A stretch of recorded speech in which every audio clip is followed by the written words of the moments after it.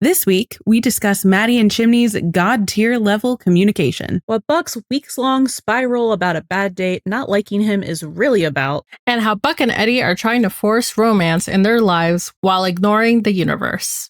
Have you ever watched something that completely rewired your brain chemistry? A procedural network drama might not be your usual pick, but it's ours. This is The Buddie System, a 911 yapathon hosted by three friends who have DM'd each other enough character dissertations to earn a PhD in media literacy. I'm Han, coming to you straight from the characters' heads. I'm Sil, bringing you to the observation deck. And I'm Rachel, connecting the dots with my red string.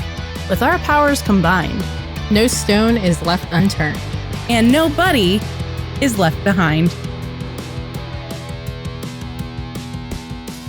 This episode brought to you by the one minor inconvenience that pushed you over the edge. Welcome to Dispatch. What's on call this week? This week we're discussing Season 4, Episode 8, titled Breaking Point. Written by Bob Goodman and directed by David Grossman. Director of photography is Joaquin Cedillo, and it originally aired March 8, 2021. And we have our calls of the week. The first one is Geronimo. Oh no! Where a lone flight attendant tries...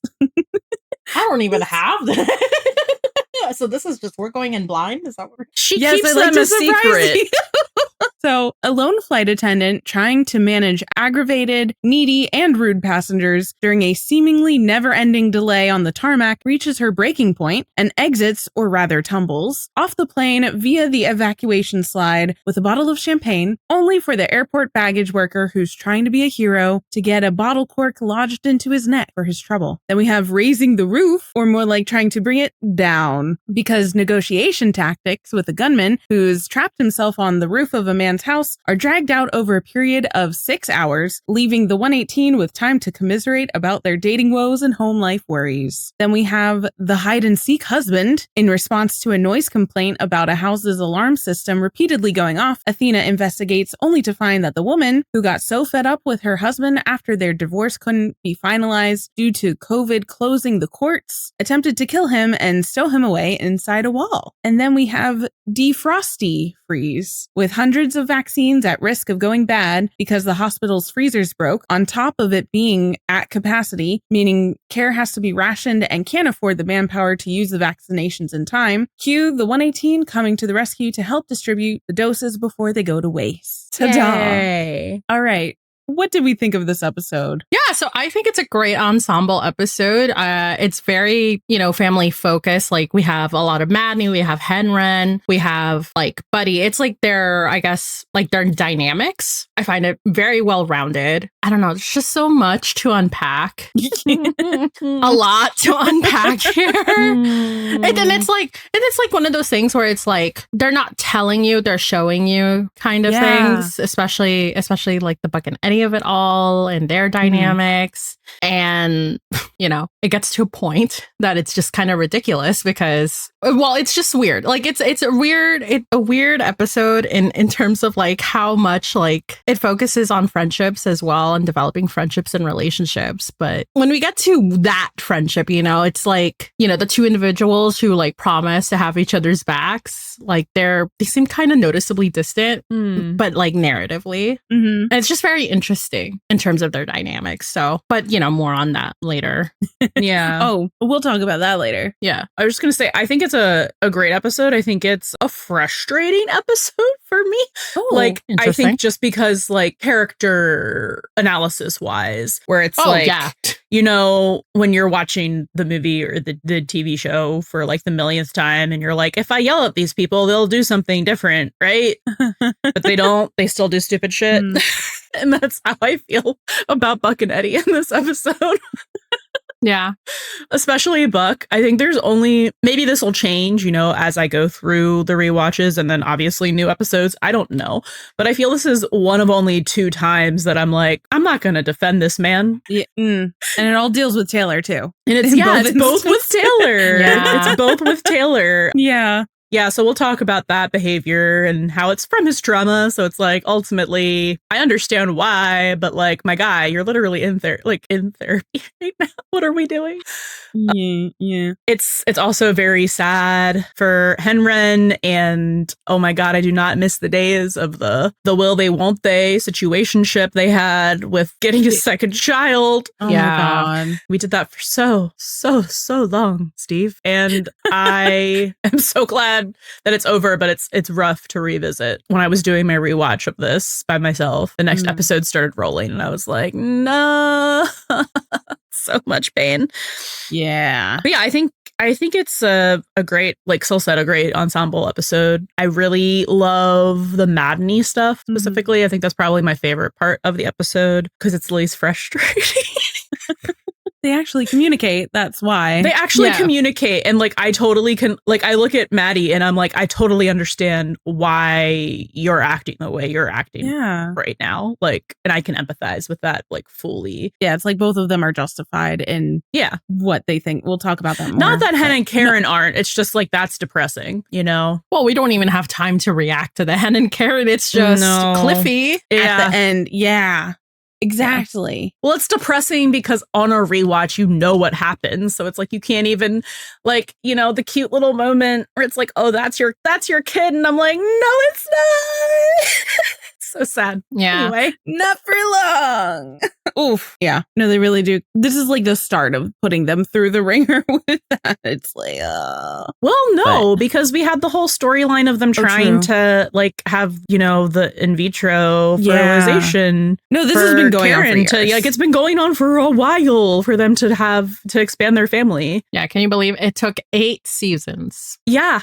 I mean, seasons to. That's crazy. Yeah. Which I'm glad we're finally at that point. Yeah. Not a breaking point, but yeah, I kind of think, and I'll talk about this in a little bit when I go into the production, but it's kind of weird because this was the winter finale, essentially. Because remember season 4 started in January and it went to like May. So but it's only 14 episodes, right? Exactly. So this was the break. And I can totally see like how and why they made this like a good endpoint, because it is that emotional cliffhanger for Hen and Karen, which is a very like typical 911 style thing to do, because when a finale is like more understated, they come back with more of a bang, like you were saying, Han, with 409, and they just like don't pull any punches with like all of the stuff that's going to be happening in the next episode. So I do like to look at that kind of stuff when I'm watching these episodes back when we're doing the rewatches, because it's just like, okay, if we were watching it like in real time, we would have had to wait like 6 weeks. So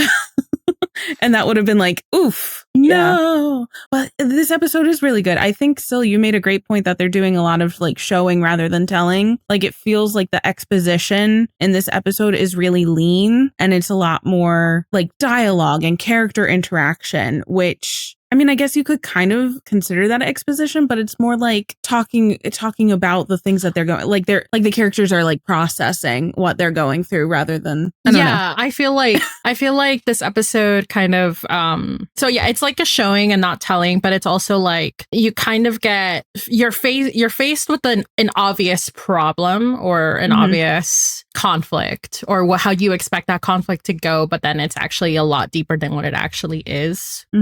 Yeah. So it just goes really deep. Yeah. Like there's more under the surface than what you would think with kind of all of each of these characters' storylines. I think it does a good job of setting Taylor Kelly up for the first time as like a like character with like depth that you can like empathize with and care about. Cause I don't think before this episode I felt that like at all. No, it's not that she was like one note exactly. It was like she was there for a very specific purpose.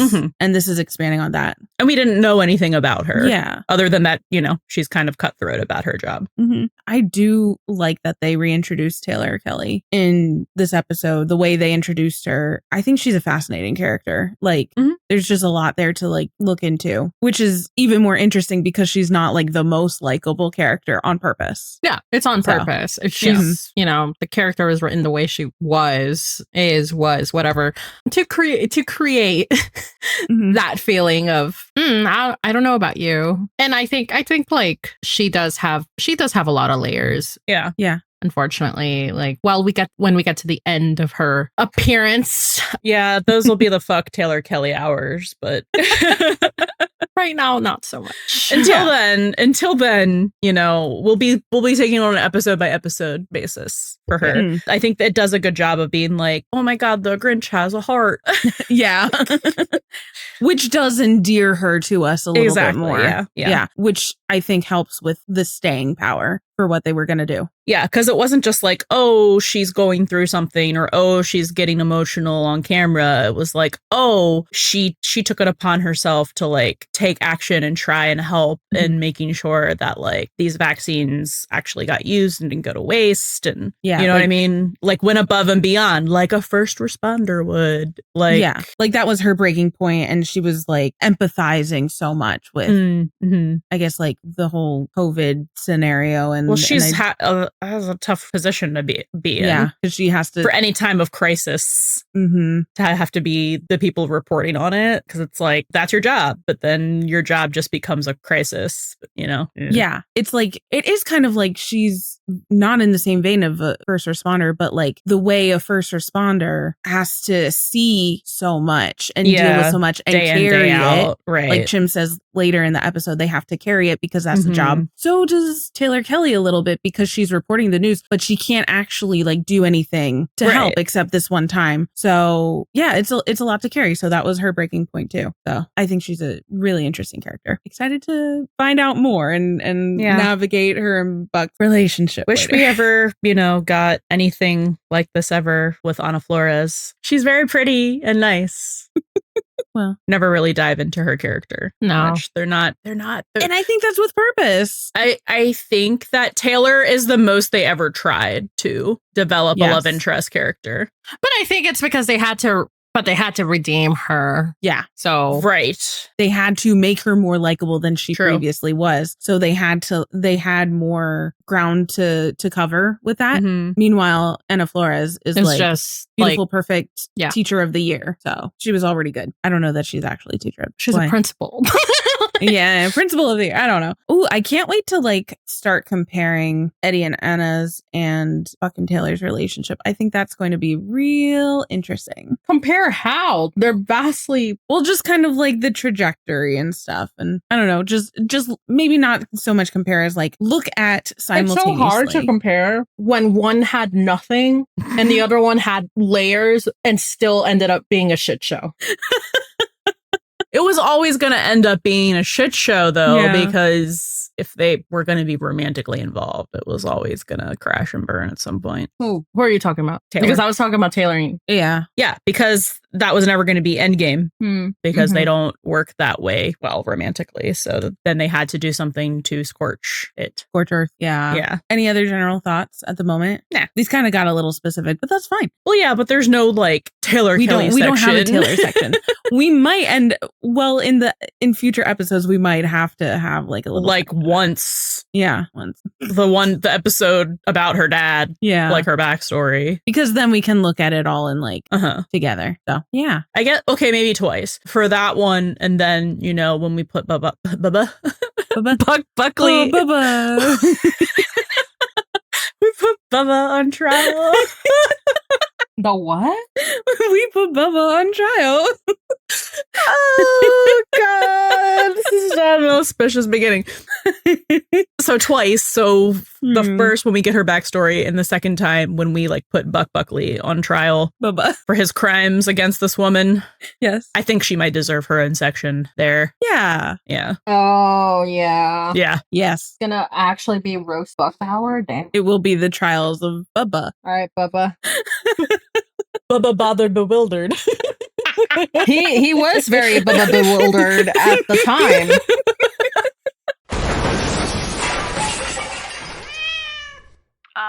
We're gonna need the the jaws of life over here. Okay, so we do have, I know the last couple episodes we didn't have any articles. We have a couple articles that I found. I will incorporate some of the quotes as we go on. Woo. Yeah, woo. Thank you. Someone's excited for my quotes. Anyways, it was... The fucking peanut gallery!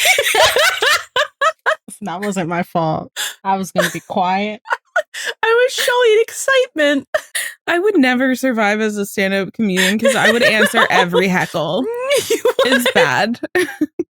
You're like, I could see, and you would be like, I can see why you wouldn't like that joke. Tell me how I can make it funny for you. Anyway, quotes. So there was an article from TV Insider by Meredith Jacobs titled 911, A Significant Shock for Hen's Family, The 118 Romances, and More. And then there was an article from TV Line by Andy Swift titled 911 Boss on Hen's Heartbreak, Buck's Breakthrough, and More in Winter Finale. A plus use of alliteration there. I like the alliteration, Andy. I know. That's off. This is good. So I'll give us a couple quotes as we continue. So to highlight some of the production stuff, the writer of this episode is Bob Goodman. He also wrote 412, which was Treasure Hunt, and we'll see that in just a couple episodes. He wrote 504, Home and Away, which has the emergency when the truck crashes into the high school parade, heartbreaking, and 511, Outside Looking In, which has the emergency with the pipe bomb in the truck that Lucy helps with, and Eddie having trouble transitioning at dispatch. And then we have David Grossman, who was the director, and he also directed 312 Fools, where we met Anna, and Buck made Chris the skateboard. So that's interesting to see some of those through lines here as well. And he did a lot of season 4. I think I mentioned this way at the beginning with 401 that he did a handful of episodes because we didn't have Brad Beaker for this season. So David Grossman did 401, The New Abnormal, 402, Alone Together, 410, Parenthood, and 412, Treasure Hunt. Where was the Avatar this season?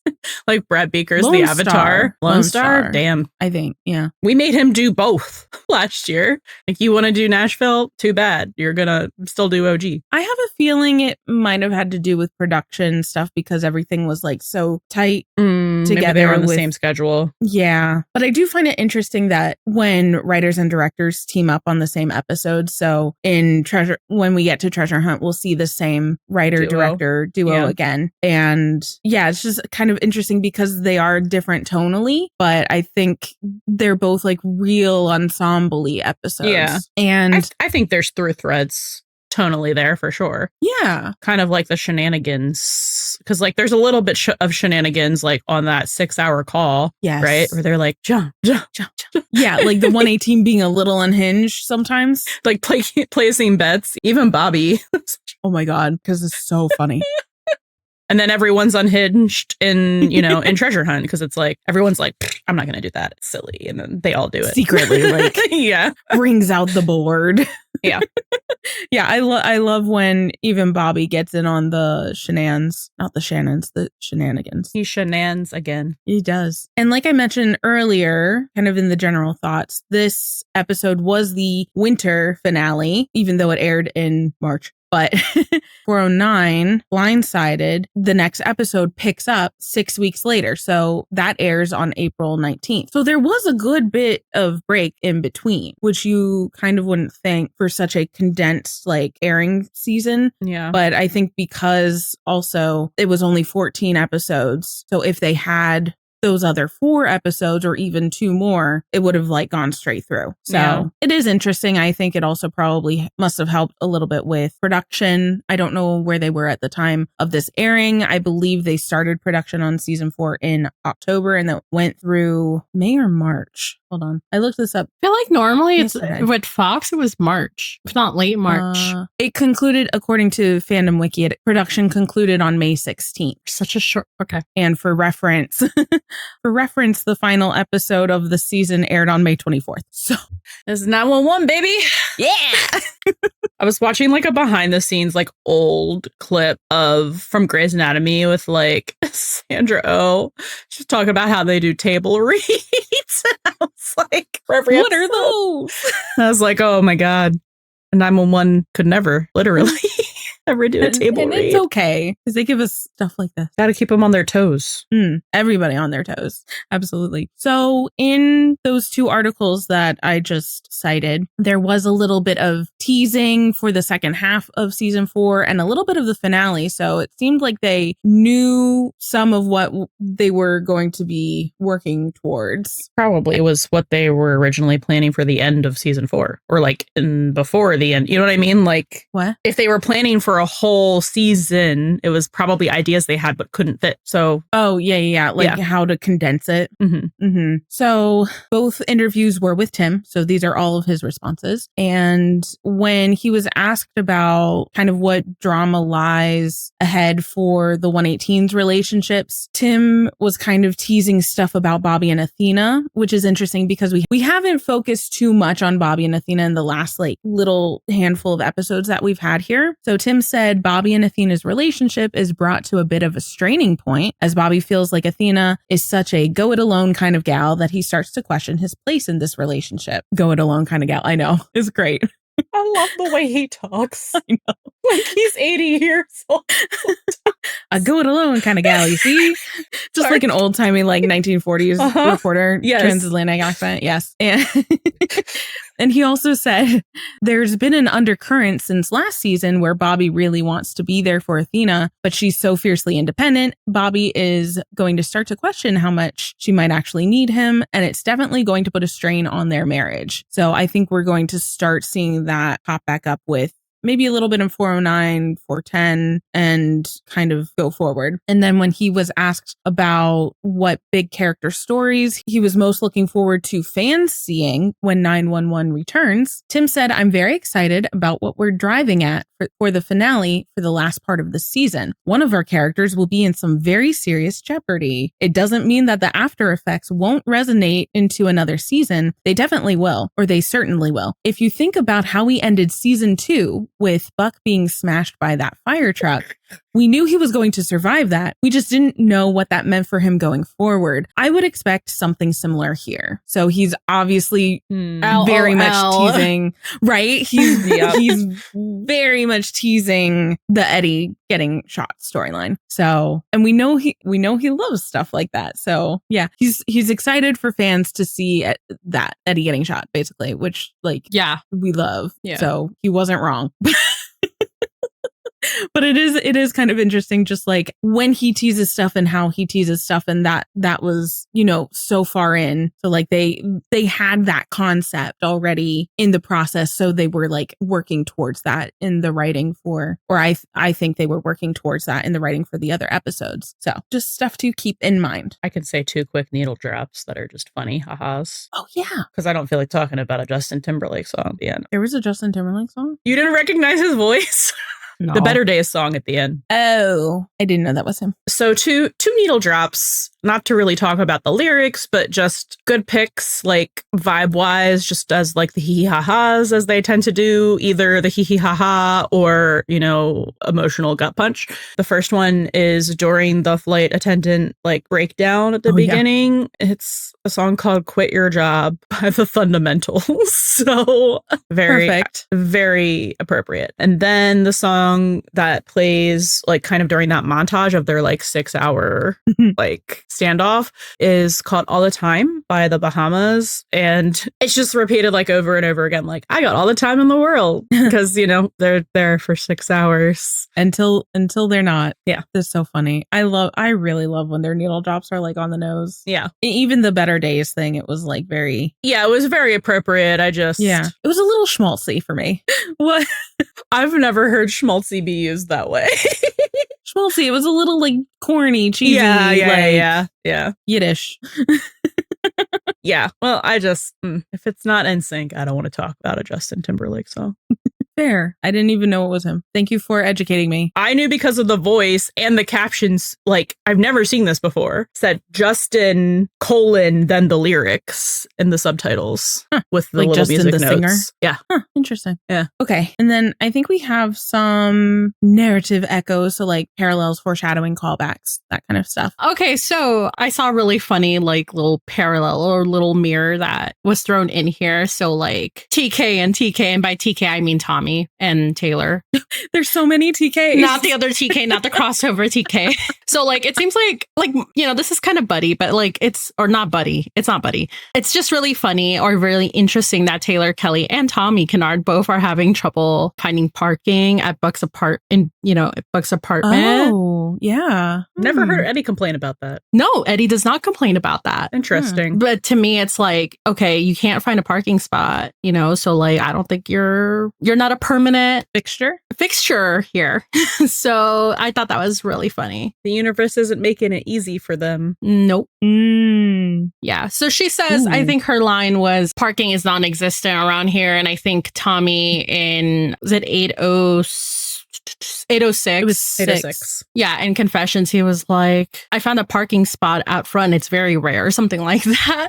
And then that's also when they broke up. So it's just like, well, and then he's like, oh, yeah, I knew that parking spot was too good to be true.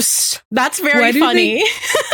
Keep equating Buck to a parking spot then? I don't think they are. I think it's just the idea of like belonging, access. Yeah. If they are going to be able to stay there, because if you can't find a parking spot, your shit's gonna get towed. So I mean, yeah, room in like Buck's heart and Buck's life and stuff. Yeah. So another hint how it's a struggle for them. Yeah, but never for Eddie. Nope, he's never said anything. So I guess like another. We have parking spot theory. It's parking spot theory. Here you go. Because I was gonna say, like, here's like another hint. If we ever hear another character that's a potential love interest ever again, say something about like having a hard time finding a parking spot. Well, here you go. Like, we'd only have 2 nickels. It's still weird that it's happened twice. Yes. For the 2 characters with the same initials that were both Buck's love interests. He's got to steer away from the TKs. Yeah. No more TKs in your life. No. But there's 3 of them because it's Taylor, Kelly, Tom and Kennard, and TK. Well, thankfully, one of them is taken. No, but he also thought that Buck was like hitting on him. Because if TK was single and he showed interest in Buck, then Buck would have been like, yeah, sure, because that's all it takes for him.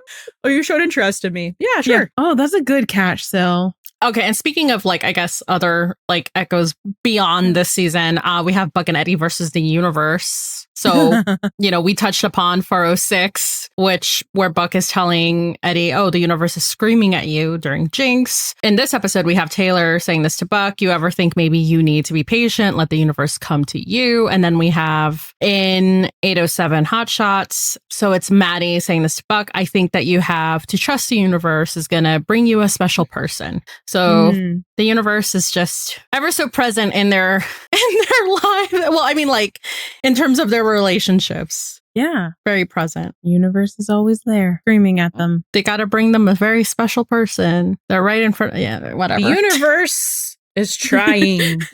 The universe is trying so hard. Who is the universe externally? Well, in universe or... Oh, I meant externally. I meant meta. Externally is fucking Tim.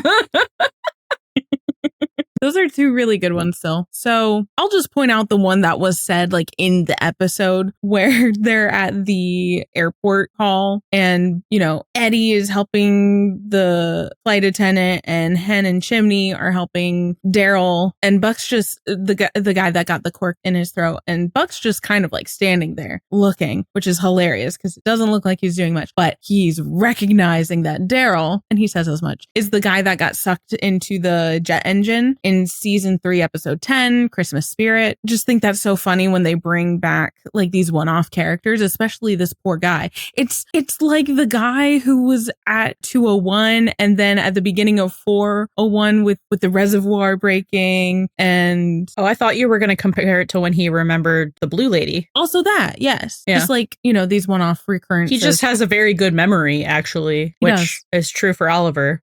Yes. Too. Actually, the blue lady, wasn't she also in Christmas Spirit? I'm pretty sure from, I think it was from a Christmas one. A woman whose skin turns blue after, yep. So interestingly enough, both of those characters were from the same episode 310. And that was written by Andrew Myers, just to throw that in there. Just to see if there's any, like, I was like, were these written by the same people? But they weren't because the first one was Andrew. And then we have another instance of Hen being in charge of the betting pool. once again when, Eddie bets $20 that the gunman on the roof will make one more bad life choice. And Chimney takes him up on his bet and they both just like hand their $20 to Hen. And it's just like, I love these like little bits of lore, like world building lore, because we saw this previously in 216 Bobby Begins Again when Hen was like taking the pool on how long their new captain, who ended up being Bobby, would stay. Mm-hmm. So just like, and I love when those like little bits show up in fan fiction as well. It's like one of those things that just like becomes like bigger than it is in canon. That and like Buck liking Thai food, which was also in this episode. Like that's in every fit. It's great. Just little things. Just 911 things. I think that's all I have.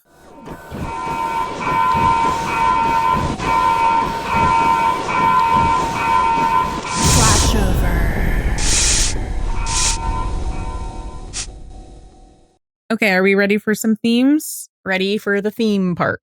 Wow. That's so cute. How have we literally never made that joke? I don't know. Whoa. It's been over 2 years.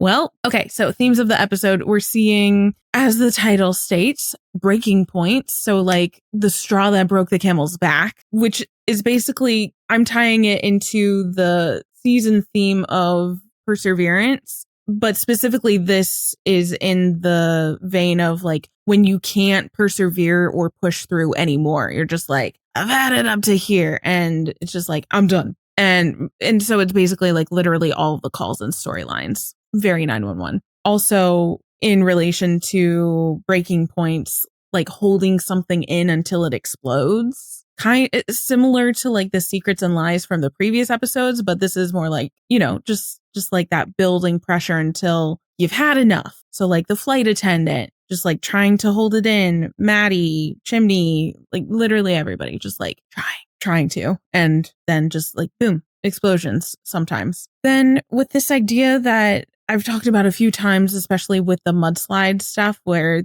we see like instability, grounding forces, flexibility. Basically, like this episode is talking about how to adapt and when to let up control, because Maddie specifically was like trying to hold on to her last semblance of control in her situation. And it's like, nope, we just got to adapt, got to roll with the punches. And also with flexibility, planning for the future. It's really difficult to plan for the future when things are so in flux. Maddie's birth plan, Hen and Karen trying to build a family through fostering when things are, not as stable as like they want it to be. And then still, you had this one. Yeah. So another theme that I picked up was showing up for friends, or like your friends are coming to the rescue in some kind of way, or just like having your friends back. Mm-hmm. We see it with Buck and Christopher, when they have their conversation in Buck's loft and he's being very supportive. We see it when Buck shows up for Taylor, or gets the 118 to show up for, the COVID vaccine. And we also kind of see it at the end with Albert, who was like, I broke up with Veronica because she didn't approve of my friends. That's pretty much it. But I think it also kind of shows, like in Buck's case, it shows two sides of like a friendship as well, because, he's being called a bad friend by Taylor, but he does show up at the end. Like, there's always like a resolution here. There's a journey that he goes through. Yeah, absolutely. And I think part of that and like showing up for friends is related to this other theme that we've been seeing about communication, because you have to communicate. Like Taylor was kind of communicating her needs. She was like, I could really use a friend right now. And just a lot of other instances we mentioned that Maddie and Chimney, not like a friendship, obviously, but like they were communicative in their needs. And with developing friendships, relationships, especially during this time, there's those issues of isolation and loneliness versus connection. Like Albert said that he had been feeling kind of lonely and he didn't get to see too many people. So it was nice for him to hang out and date Veronica because she was in the same building. So then, which kind of goes into what you were saying, like having each other's backs and connecting in those ways. So like you're not alone, Yana. Boo. This is kind of adjacent, I guess, to this, but like I think that like being seen or wanting to be seen and not being seen, like both sides of that coin is kind of an overall theme too, especially with Buck and Maddie and Chimney and Taylor. Yes. You know, Buck wants to be like seen and accepted. He's done it a great way. Taylor wants to be seen and supported. And Maddie and Chimney, the goats of communication, you know, seeing each other and like what they need, meeting each other like where they're at. No one's doing it like them. For now. Yeah. I mean, until they don't, but. And then there's also, I know, Han, you're like, do we have to like, it's kind of a show thing, and it's a show thing. I know, but like, are we gonna say this in every single episode ever? But the getting more than you bargained for, like the 1-2 punches.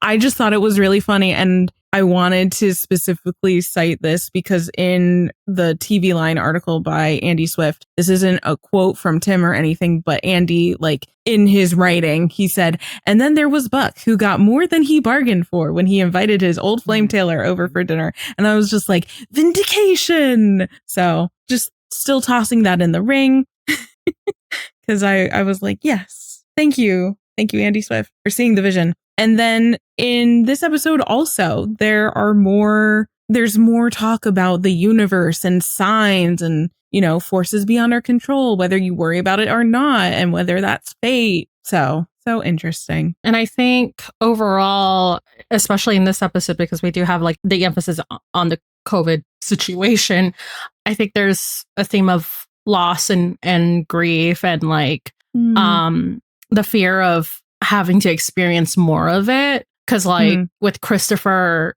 you know, he doesn't want to get close to anyone who's going to go away. With Maddie and Chimney, I think it was like, well, with Chimney, it's definitely like fear of losing Maddie when she goes into labor. And then like Maddie, it's like not being able to like control her own pregnancy. And that's why she comes up with that whole plan. And then we get that cliffhanger with like Henren and Nia. It's like, you know, you get close to people and then like there's potential of losing them, especially in that time. Yeah. I think there is just kind of like an overarching like, or like an undercurrent of anxiety about like reaching your limits for stuff, which are so tied to that fear of loss, right? Because with all of the COVID stuff, which is very much in conversation in this episode specifically. And I think in one of the articles, Tim said like, we're kind of gonna move away from that a little bit in the second half. We're optimistic like that, paraphrasing, but but yeah, I think that's something that is like that undercurrent of fear of more loss is something very relatable to that time specifically, like in real life. And kind of still, it has like far reaching, you know? Yeah. Who's cooking? All right, let's put some people in the frying pan. Who's cooking? Who's getting sauteed today? Oh my God. Buck is going to get roasted and not gently, slowly. Flambéed.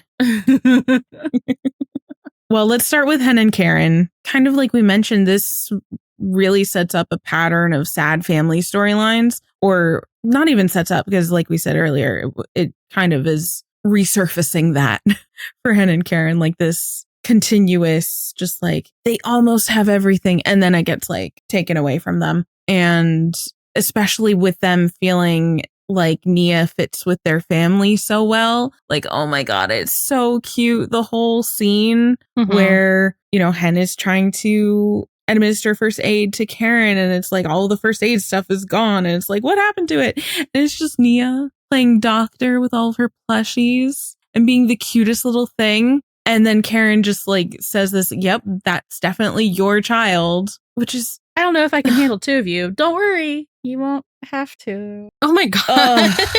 That's so sad. But yeah, it's really sweet. So it's definitely like that whole interaction is just like they're really coming to this idea of Nia being a permanent fixture in their family and how Nia is taking after Hen and doing like all of the little paramedic-y medical stuff. And, you know, they don't have to be blood related to be like, that is your child. Like, look, she's taking after you. She's learning from them. And because she's being raised by them. And I think one of them says that Nia's been with them for almost a year.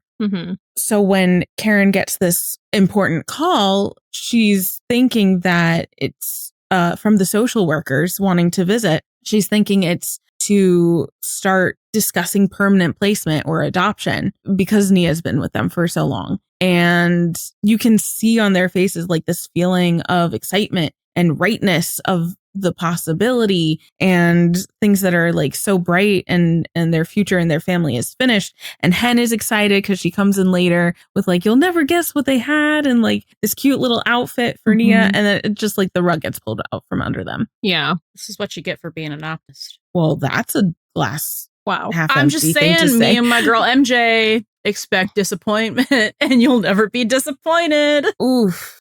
Because my initial thought wouldn't have been like, yeah, they're going to tell me nothing about a meeting we're going to have to talk about maybe adopting her. They would be like, let's have a meeting to talk about next steps. It wouldn't be like ominous, no information.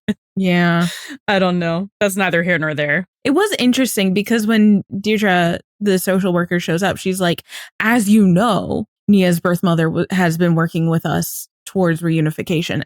But like Hen is so like, she's like taken aback and surprised. I'm like, did she actually know? I think it's talked about when they get Nia, but like, I don't think Nia was supposed to be there that long. Maybe it's one of those things that you just forget, you know? Like it's not in the back of their mind. They've had her for a year and like they got so... Yeah, they have this bond with her. Yeah, they have the bond with her and now they've adapted to life with her and she has as well. So it's like not really like at the forefront. So maybe, yeah, she's been there a year. I don't blame them for going into that assumption that it's to talk about permanent placement. Oh my God. It just sucks because it's like narratively, it's like, oh yeah, like hopeful. And then it's like, oop. Yep. Yeah. Oh, I don't blame them. I'm just saying, I'm just making jokes. Oh, I know. I know. It's just, I don't have that kind of, yeah, things are probably going to be positive, working out great. Oh, neither do I. No, I don't have that. I'm always like, let me think of the top 3 most likely / terrible things this could be. That was so funny because I had this exact conversation this morning. Did you?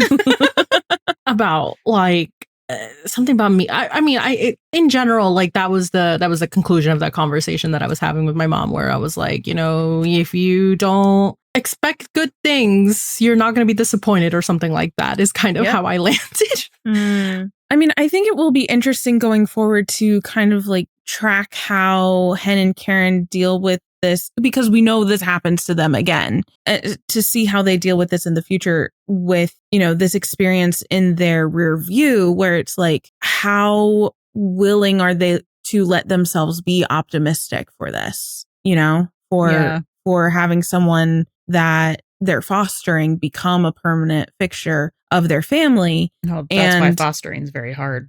Exactly. Because so much is in flux, and like you can have them one day and then they go away. Right. Yeah. But you miss them kind of because the point of being a foster isn't permanence. Yeah, I know. You just make an impact for that person for the amount of time that you have them. There's paths to permanence, but like the initial, you know, point of fostering is never like, this is your forever home.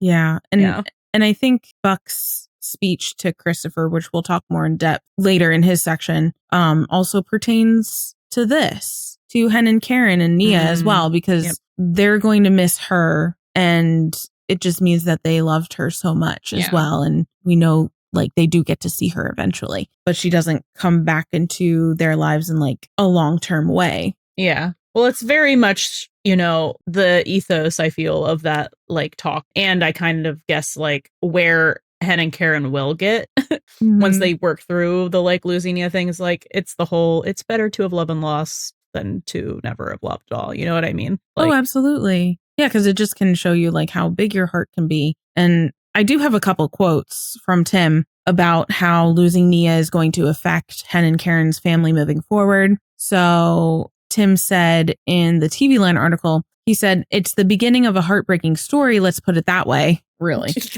No shit. Understatement. No shit, Timothy. It's definitely something that happens.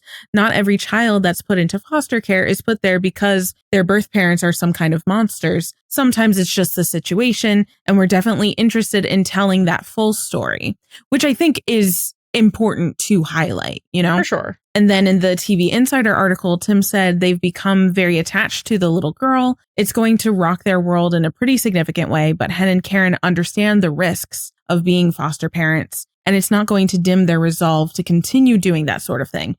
And then he was like, doesn't Nia need her own spinoff? Like, she is adorable. She's the cutest kid. Oh my God. When she's like, step into my office, I was like, stop. It's too cute. She's so cute. 911 writes kids very well. They do. They're adorable. They make them sound the correct age. That's nice. Which is hard to do because a lot of people that write children don't understand like child development and the ages and how their speech patterns are oftentimes like way too advanced for like a 3-year-old, you know, or young. Yeah. But yeah, it's like, it seems to me that Tim is clear that losing Nia is just like part of Hen and Karen's journey to completing their family. Unfortunately, it's a journey that takes many, many years. Yeah. So, but we're there now, so never fear. 8 years. Yeah. 8 fucking years. Anyway. All right. So on to Maddie and Chimney, and they're preparing for baby. Still more again, but it takes a lot of preparation. And, you know, they're kind of thrown this curveball of when they have their virtual checkup. We need to talk about the birth plan again because it may not be what you've planned. And then that just like, you can see it on both of their faces. They're just like, oh no, what are we going to, like the anxiety starts creeping in. And especially with Maddie, Maddie's not doing great. And Chimney is so attentive. Like I love this storyline for Maddie and Chimney because they're so attentive kind of to each other. Chimney wants to do what Maddie wants to do. So he's like willing to put some of his worries and fears on the back burner in order to let Maddie feel most comfortable. And then at the end, it's like when Chimney finally breaks and he's like, I can't do it. This is what's making me like absolutely lose my mind. His breaking point, his like worry about all of the things that can go wrong, because like he says to Hen, and Hen commiserates with him because it's like, we're paramedics. We see all the things that can go wrong all the time. So of course that would like play on his mind. And he's just like, I can't do this. And then Maddie is the one to be like, no, I love you. So I'm going to do what makes you comfortable too. And I'll just roll with the punches. And that's such like a beautiful like give and take in their relationship. The look that he gives her when she's like, I'm not going to do that to you. And it's like the teary-eyed smile. Like, I'm so in love with her. How is she not proposing? I'm just saying. Everybody on like the press circuit keeps asking about like, is there a wedding coming up? And Tim's like, maybe someday. So like it's in their, it's on their radar. Yeah. But like, no, for real. Cause like his little twinkly eyes, insane. I would be proposing. That's all I have to say. Both Maddie and Chimney are like cry for cry. They are cry for cry. Because it's just like Maddie's eyes get like teary and glistening, and then Chimney's eyes get teary and glistening, and they're just looking at each other with their glistening eyes full of love. And it's like palpable. They have such great chemistry. I love that it was, I feel like initially like their whole ordeal was like logistics of it all, right? So like with Maddie, she's like, well, now I want a home birth because I can't, you know, because who knows what's going to happen. I'm probably going to have a baby in the parking lot or whatever. And then like Chimney's, it's within her control. Yeah. Yeah. So like she's trying to find control of the whole situation because like, again, COVID being not even like an underlying current. It's the current. It's what's happening, and taking away like what would have been like normal or what it should have been. Right. Like, yeah. So she, like, because of all of that, she is trying to find control. And then there's Chimney, and to you know, what you said about like, yeah, he's a paramedic. He's seen what happens if like they don't get her to hospital in time, and like the nearest hospital. What did he say? Was it like the nearest hospital was like 13 minutes away, and like so potential. He said it's 13 minutes because the closest firehouse is 4.5 minutes away. He broke down the amount of time it takes for the firehouse to get there. Then to come up 3 flights of stairs to get to them. Then how long it takes to get her on the stretcher back into the into the ambulance and to the hospital. And that's with like no other complications. Yeah. And he's seen like how they lose patients in transit like all the time. So I love how it became about logistics. Like they're not really argument, but like what they were expressing. Yeah. But then they became vulnerable by exchanging what really like scared them, especially Chimney. And that's like good communication. Like we're not just like talking about like reasons and here's the logistics and here's why. It's like, I'm just scared of losing you. And then her like she yields away from like the original plan because like now she understands like what. Yeah. So like, I don't know, good communication. Love that relationship so much. Yeah. Yes. It's that classic, like we were talking about in season 3, the give a little to get a little. The one of them, and I think sometimes it ends up being Chimney, ends up opening up, being more vulnerable in order to get the other person to open up and be vulnerable back. So it really is like an equal partnership in this way. And you have to be vulnerable in order to get to the heart of the issues, which again, like you were saying, Syl, for so many characters or plot lines, it would just be like, no, I don't want to do this because it takes so long to do this.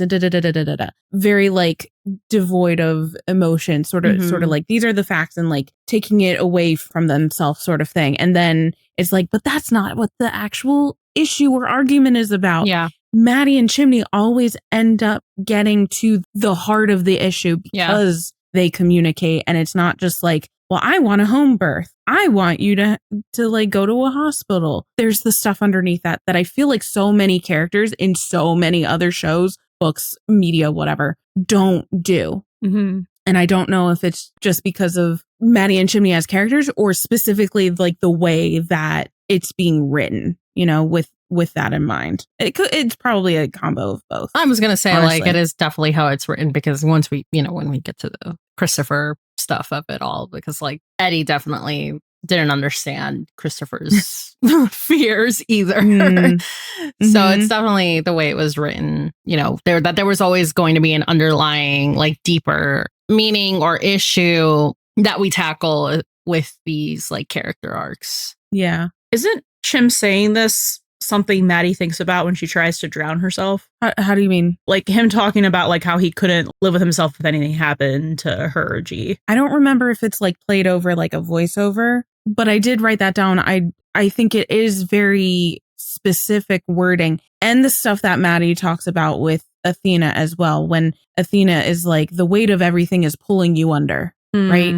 And then later when Maddie and Chimney are talking and Chimney says he can carry the losing people in transit because that's the job. But if something happened to Maddie or the baby, he couldn't carry that. I think that is very intentionally foreshadowing kind of stuff that's going to be happening. I mean, it's potentially foreshadowing and raising the stakes of the birth itself when we see that in the next coming episodes, because remember, it's the winter finale. But I think it has longer reaching like effects because it goes into more of season 5 when Maddie leaves and Chimney is a wreck because he can't carry that.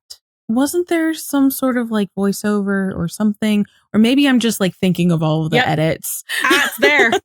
Okay, it's good. Because it's towards the beginning of the episode, I think. Which episode? Season 5, episode 12, Boston. So it's like the letter that she leaves, right? So there's the voiceover of that. And then she hears, oh, what is going on, Maddie? What did you do to him? I think that's her parents. Where did you get that? That's the bike, right? You should have left it where it was. You're never the one getting left behind. You're the one who leaves, Buck. And then Chimney saying, if something was to happen to you or her, I can't carry that, Maddie. That will be the thing that breaks me. Her hearing Jian crying, and then she like resurfaces. Yay, I remembered something correctly. Good job, brain. Good job, Brain. I think it'll be interesting when we get to that episode in season 5 as well, because so much of that will harken back to this episode, because that's Maddie's other breaking point. Like, she has a breaking point in this episode in her pregnancy where she's being kind of irritable and she's like yelling at people, calling into dispatch. And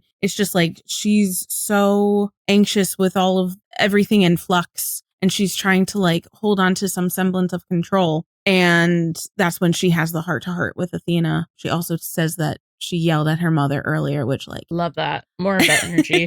Well, and I love that Athena's like, she probably deserved it. Yeah. My mother always does.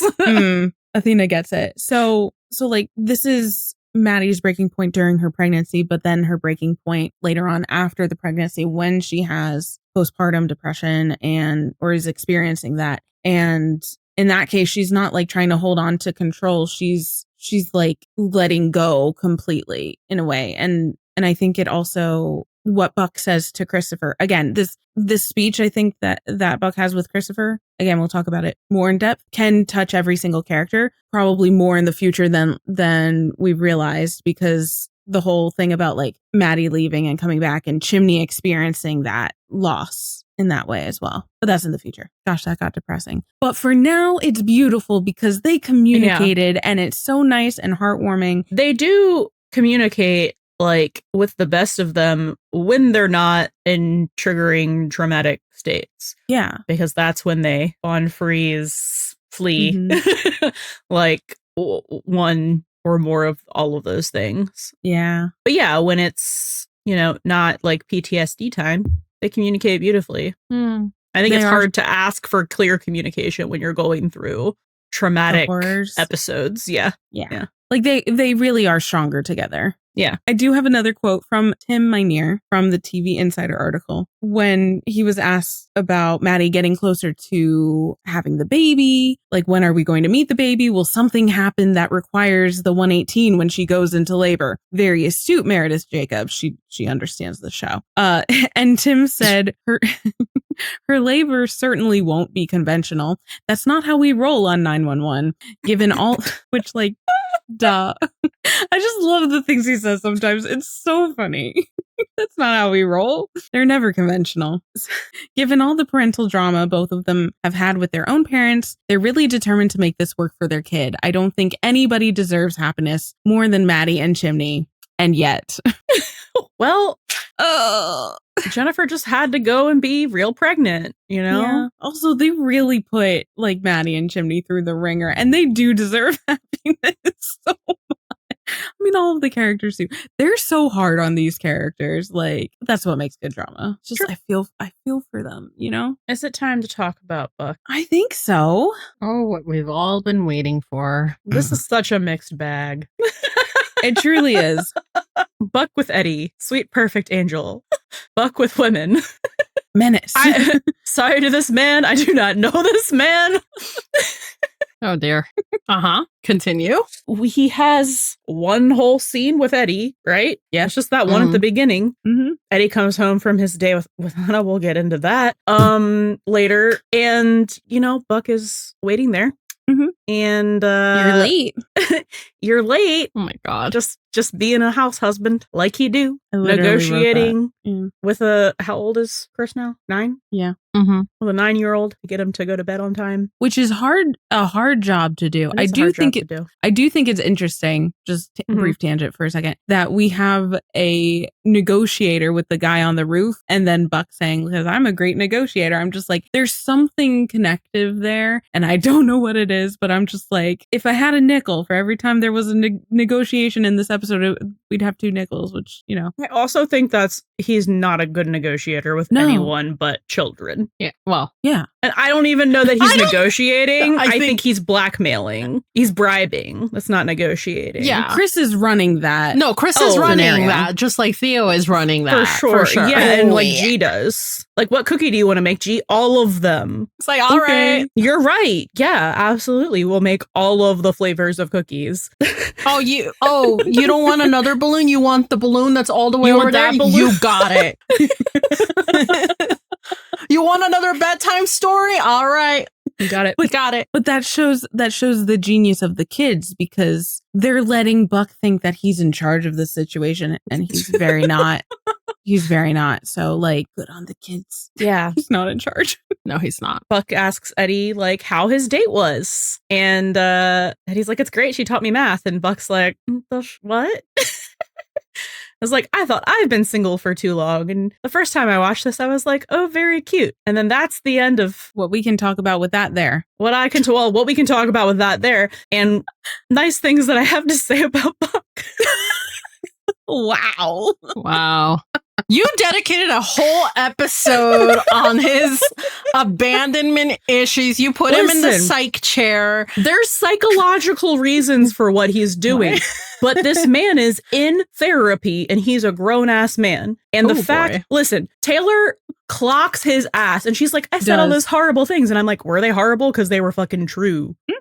She says, where's the quote? Hold on. Can I also point out that it's really funny that during this week, the week of, I have no idea what the date is, the week of, I don't know, August 3rd to the 9th, it's really funny because the Taylor Buck discourse surfaced. Oh God. About how you haven't? I saw some tweets about I've barely been online. I've barely been online. I've been too busy with Spider-Man. Well, yeah, they were talking about how he cheated and how he asked her to move in with him because, there's discourse about that. He was wrong. No, not like discourse. It was just brought up. Oh, yeah. The topic was he was very wrong for that. Yeah. And people were saying that he was very wrong for that. That Taylor had the right to whatever, actually. Mm-hmm. Yeah. Mm-hmm. Okay, so it's like he invites her to this. Oh my God, he's still so butthurt over this date that he had with Veronica. Yeah. Right? Veronica. Where Veronica. That's how he talks about her, in which you would think that she's like a supervillain. And it's like, no, it's just a woman who didn't like you. Yeah. We don't have to. I know why this is so fucking annoying. He's acting like someone who's like, I'm a nice guy, and then can't handle it when someone doesn't. Hey. Like when a woman who isn't like affable and nice back to you. He is kind of performing in this episode, Yes, he is. To be liked. Be liked. Yes. Yeah. So he comes home and like, okay, I'll give it to him. Why were they in his apartment? Like, she has a whole ass apartment to herself. Yeah. Why were Veronica and Albert messing around on his couch? That's weird, guys. She has an actual bed in her apartment in the same building. Apartment that no one else lives in. Like, and being like, I thought you were babysitting. Yeah, like, and kids go to sleep at like 8. And now I'm home in my home. So he was weird about that. And that was valid. Okay. That was, yes. But then Albert's like, she wants to invite you over to like, make nice, right? Which I feel is nice because Buck's been super fucking weird to this girl. Yeah. And it shows like she's trying with Albert, like for Albert's sake. And Buck is like, well, I can't handle being the third wheel, so I'm gonna invite someone. And it's literally like anyone. Literally anyone. And now, okay, sure, maybe it would have been awkward. Maybe you want to have someone there. Then tell them that's what they're walking into. Yeah. Why are you so fucking weird? And you're like, hey, come over to my apartment because I have one of those now. And it's not your apartment. And it's a weird double date with the awkward situation that like you were still so hung up on that you're complaining about it to everyone over 6 fucking hours on that call. What is wrong with you? No, it is weird, right? Because Buck doesn't say like you said, I get not wanting to be a third wheel, wanting to have someone as a buffer, but he specifically says like, oh, can I bring over the person I'm seeing someone too? Like he's trying and he's just to straight up lying and performing. Because it's like, and for what? And for why? It's like, who are you trying to impress? And who are you trying to like, can he not handle the rejection of a girl who knew nothing about him? Just being like, I don't want to date you. Yeah, I don't know. I guess not. No, he can't. Like, so are you wigging out? Like, what's wrong with you, my guy? He is wigging out. And Taylor Kelly, sharp as a fucking tack, shows up and is like, hey, this is fucking weird. And like props to her for trying to like go with the flow. She doesn't do that for very long. No, she doesn't. She's like, oh, actually, no, I remember I have self-respect. I'm going to leave. Yeah. So Buck goes after her and he's like, it's not what you think. It's exactly what she thinks. Well, then what is it, my guy? And she calls him needy, mean but true. And then she's like, you just can't stand the idea of someone not liking you. That's literally all it is. Like, he can't stand the idea of someone not liking him. Now, is that rooted in trauma a little bit? 100%. Sure. Yeah. But also, he's a big boy. And I'm sorry, you should be talking about this in therapy instead of with every first responder at a 6-hour call. Mind you, like, we didn't even get to see him talk to, like, it's just funny because he talked to random people about this whole, like, Veronica thing. He didn't even talk to, the negotiator. Like, the negotiator, really Taylor. Or people who really know him. Yeah, he didn't talk to those people. Well, he told Taylor about it. But that's my point. Like, why are we talking to Taylor Kelly of all people? You know, like... That's also something so interesting, too, because it's like, you know, they're at this call with the guy on the roof and the hostage negotiator, and they're there, and the news is covering it because, like, that makes sense. And it's just like, we see Taylor doing her news coverage, and then, boom, Buck, goes straight into confidanting with Taylor at this call. And it's not even like a brief catch up, a hello. I don't know if that's supposed to indicate like, yeah, they've probably seen each other on other calls, or just like, this is just Buck being like, it's someone I know. I'm going to talk to you about this because you're a third party outsider. He was talking to strangers about it. He is here's the thing. He can't handle it because not only was he rejected, but also it's like, well, why does she like Albert? And I have to constantly be reminded that like, I wasn't good enough. Mm-hmm. Like that has to be like the thing. Because they're like, oh, it's the bro code and she's dating someone. He's dating no, that's someone not the issue. that I went on a horrible fucking date with. How long did you date her? 90 minutes. And he's like, and I'm out. Like, okay, so Tim was asked about this as well in the article from TV Line. Is it Andy? Yes, TV Line is Andy. So about Taylor talking to Buck and mentioning, we'll get into this. If this is how you treat your friends, maybe the problem isn't Albert, it's you. And Tim said she was 100% right. Why else would Buck care that this woman who he didn't get along with for 90 minutes is now dating his roommate? It's because she liked him better than she liked Buck. He's a Labrador retriever. True. What Buck has to realize is that some people aren't going to like him. What he's finding in Taylor is someone who will take him seriously. She's not going to put up with a bunch of nonsense, and she's going to call him on his crap. She's someone who can be a real friend to him, and that could be something more. So it really stopped, you know, before the something more. Because I agree. I think she's a great friend for him because she is someone who doesn't just go, oh, that's just Buck being Buck. And like, oh, silly, you know. Buck. Yeah. It's like, no, you're being fucking ridiculous and weird or crazy. Like she always calls him on his shit. Yeah. And it's like she is kind of like that more objective, like POV that Buck doesn't always get, because she really has no qualms about calling Buck out for exactly what he's doing. And it's such a different dynamic that they have in this way than Buck has with anybody else. Like any part of the 119, any part of his family, like Maddie included, who see Buck a little differently. And I feel like sometimes they tend to not necessarily like coddle, but are like, they kind of see him as like the baby of the family sometimes, you know, and they treat him differently. And sometimes they just like don't actually see him clearly. And we've talked about that before, but Taylor does. And she tells him exactly what she's seeing and what he's doing. And it is kind of indicative of their like relationship when it becomes romantic, because like Buck does something for the wrong reasons, like inviting her over to this awkward dinner without telling her the truth. But then Taylor, or asking her to move in because he kissed someone else and he feels guilty about it. But then Taylor does the thing where she's looking out for herself. She is number one. And so she does the thing where she like, I have self-respect. I don't need to put up with this. I'm going to leave in this episode. And also like the ultimate betrayal at the end of their relationship. So it's setting up that kind of pattern where it's like, it's nice that she can be so blunt with him, but also there's a lot of other issues going on here that we see in their romantic relationship that is put forth in their friendship relationship, which I think would have been better to stay as like a friendship relationship with this kind of dynamic. I think is really interesting because like when you look at it, it's like omen for how like relationships starting, because this is like the beginning of them bonding and then before they date, right? Omen of relationship starting echoes and how it ends, but that also mirrors the Eddie Anna relationship, right? Exactly. Where it's the jinx and it's cursed.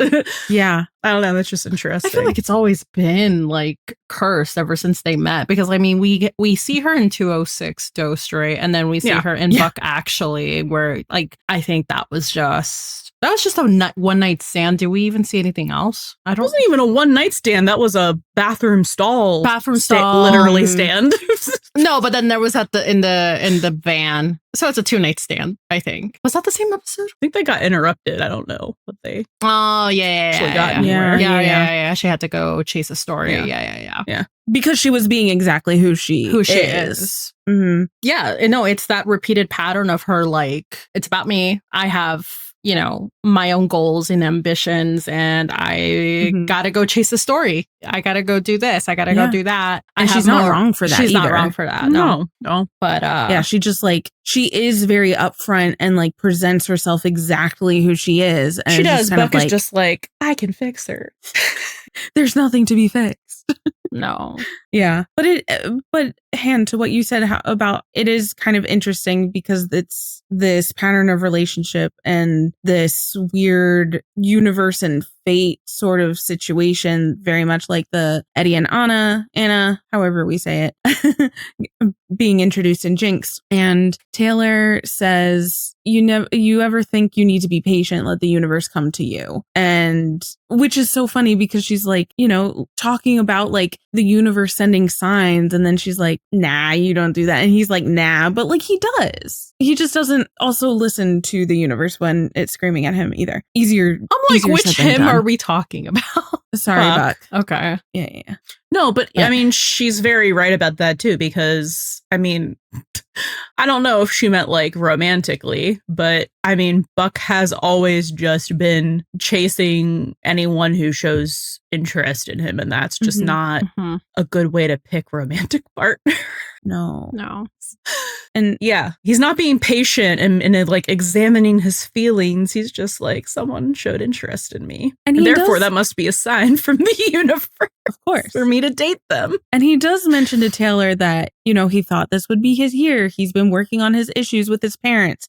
He specifically says issues with his parents. I'm like, can you work on your own issues, bud? You have so many. You have more issues than that. And they're probably should be talked about with more priority than the parent thing. Bingo. Yes, that was a big bomb to drop with the Daniel stuff, but like there's also other stuff that like is pervasive in his life because he's following these same patterns. Taylor does say, I think, the nicest thing she ever says to him because he was like, he thought he was ready for a meaningful relationship. So Buck is really chasing this idea. And again, it's an idea and not necessarily so much in reality of a meaningful relationship. And she says, your life is nothing but meaningful relationships, which is a really lovely sentiment. And I think it's also like Buck hears that, but he doesn't really listen to it, you know, because with his life being full of meaningful relationships, it's so full already. And he's still feeling like in this episode, in the last couple of episodes, he's feeling like he needs to move on and he needs to meet some of these milestones. He says that in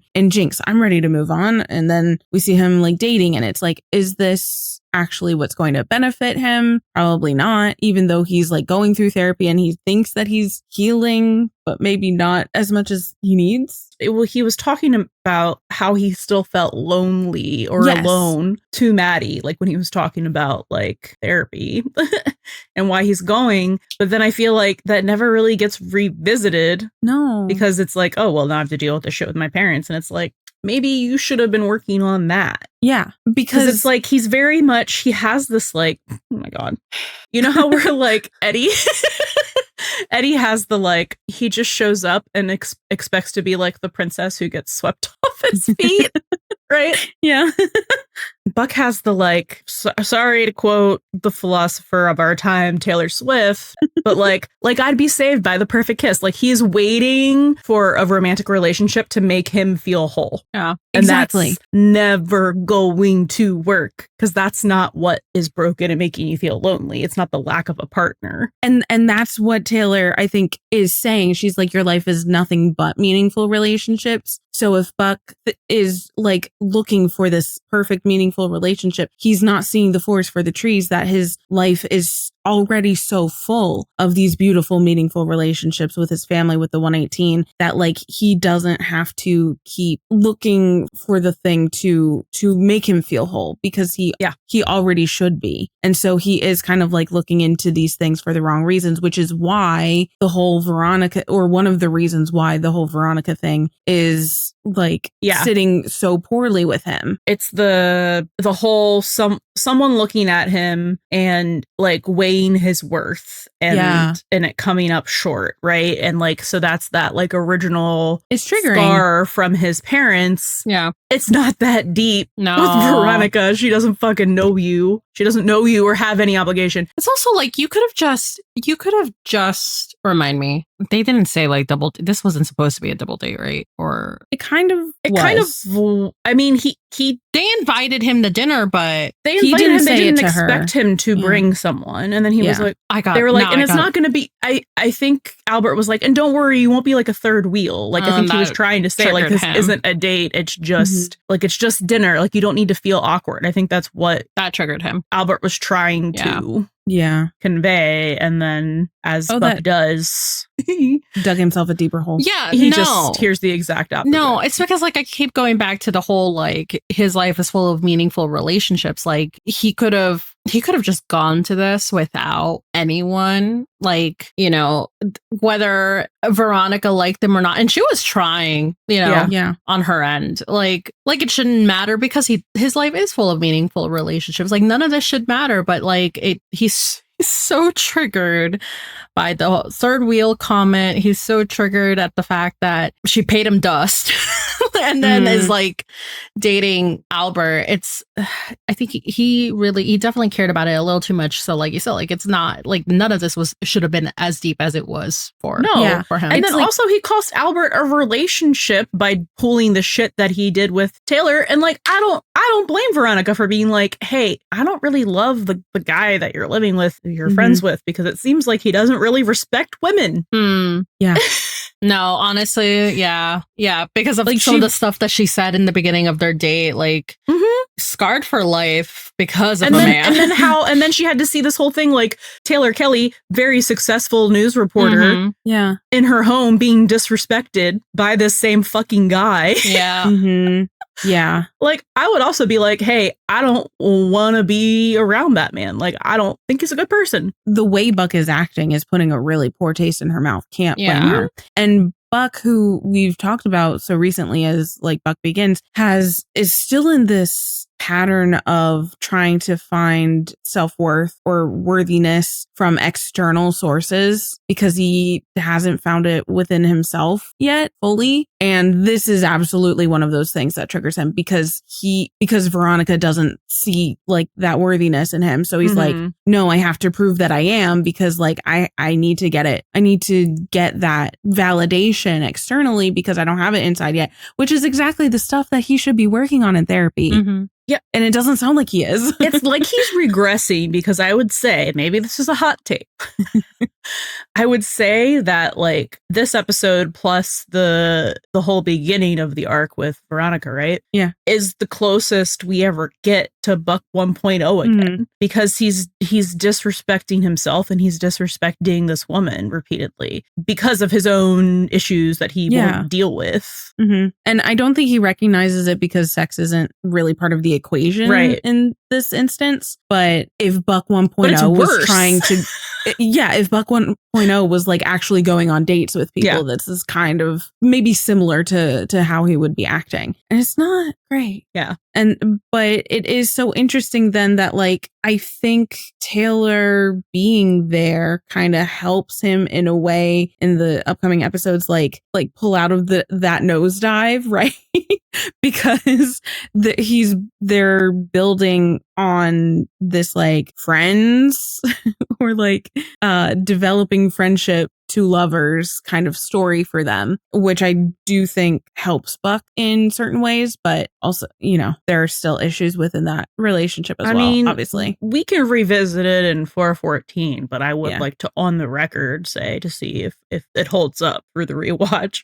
It didn't feel like it was building up to romance. It felt like it was just friendship, and then it was like, boom. Oh, you almost died and now I'm showing interest in you. And then Buck was like, oh, great. I love when people show interest in me. That's how I choose who I date. I think because there were two, I don't remember if there were two things in that first convo during the negotiation call. Like there were a couple things that she clocked that showed me, oh, okay, she was showing interest. I don't know about to hook up. Yes. Yeah. And she said that because she was like, oh, you have an apartment. And then she's like, hey, I thought that you were inviting me to your apartment. And I thought that like we'd have dinner, maybe some sex. So that's all she was signing up for. And like from what I remember of like how they were building their relationship, it was very much friendship and I liked it. And then it was like, I just remember it feeling very like sudden shoehorned in, but we'll see. It might have been. We'll see how I feel when I get through the rewatch. Yeah. But as it stands, they are like definitely putting the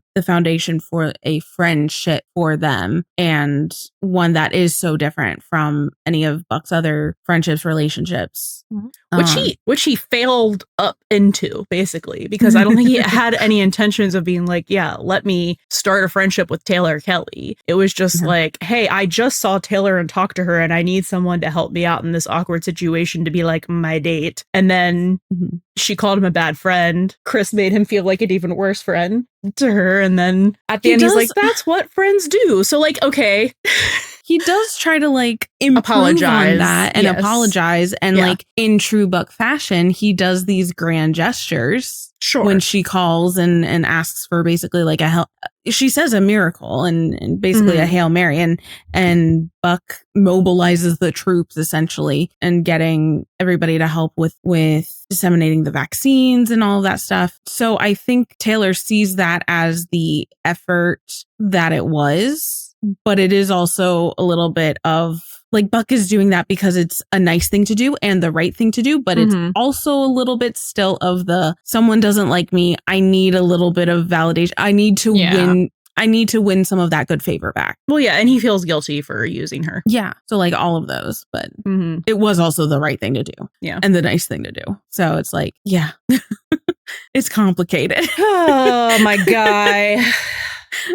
It's really complicated. There's another quote from Tim from TV Insider. This one is Meredith Jacobs, where Tim was asked, you know, Buck's attempts to start dating again have not been going well, obviously, but Taylor is back in his life. How much more are we going to see of her? And Tim said, you're definitely going to see more of Taylor. She has a certain insight to Buck. What's great for Buck about Taylor is she keeps him on his toes and she's a formidable woman. We're going to see a real friendship developing and possibly more. So like, I think it was in discussions, but yeah, she really keeps Buck on his toes. And like, it's an interesting dynamic to have kind of in their back pocket, like 911's back pocket to like lean into a little bit. And they got to do something because like Eddie's got a girlfriend or whatever. I also love that through all of this, did Buck try to date literally anyone else after the Veronica thing to be like, maybe it was the yips and I just need to go on another date or two. Because he was hyper fixating so hard on that. No, he was like, what if I doom spiraled about this for weeks and made it everyone else's fucking problem, except for my therapist, who is the person who should be, whose problem I should be making it. No, that is, he really doesn't go on any other dates. And it's just like, and this failed Taylor date, I don't think even counts. No, that was not a date. No, it's bad. It was bad. But it's a weird pattern that starts showing up for them. Anyways, so I don't know. Do we have anything more to say about like Buck and Taylor specifically? Because I would love to talk about Buck and Christopher. I'm sure, but I can't think of anything else off the top of my head. We might get back to it in slow burn. I'm sure there's something that might pop up. I will say it was a Tim quote. You said that he said that Taylor takes Buck seriously. Mm-hmm. Yes. I do think that's an interesting thing that maybe to put a pin in and come back to, because I feel like she does take him seriously and she makes an effort, like a real effort to see him, but I don't know that he does the same in return. No. And that's also, I think what you're getting at is that being seen thing, right? Because Taylor sees Buck, and especially in ways, like I said before, that the 118 doesn't always or aren't as upfront with him about. I don't think Buck truly sees Taylor. I think he sees what he wants Taylor and is like, she can be better. And I think it's very much a what he wants to see. Yeah, I don't know. Yeah. I just don't think the same respect on that level is ever returned. On one level, he understands yes, this is who she is because this is how she was introduced. She is about the job. She is very blunt. She is, just kind of forward with what she wants. Right. No, I don't think he does respect her. And I'm really thinking about some of the stuff that ends up happening in season 5. Yeah. But he doesn't get look, what she did was fucked up, but at the same time, sure. Yeah. When we meet her, she wanted to sell the Bobby story. Exactly. Yeah. It's consistent. Exactly. She's nothing but upfront and consistent. Exactly. Yeah. And he's not, it's he's also seeing this relationship in some kind of I don't know, he's got some blinders on, some rose-colored glasses, whatever, fucking however you want to describe it. Yeah. It's that whole I wonder why she didn't run the story. I think she likes me. It's no, bro. He literally opened a fic on AO3 and it said, will sell out to tell the truth of a story, no matter what. Dead dove do not eat. And he said, that can't hurt me. I can't read. I just don't. What she did was fucked up, but what she wanted to do to Bobby was fucked up. She just couldn't do it because, back in Dosed, she wanted to run the Bobby backstory, but the LAFD was like, we'll fucking sue you.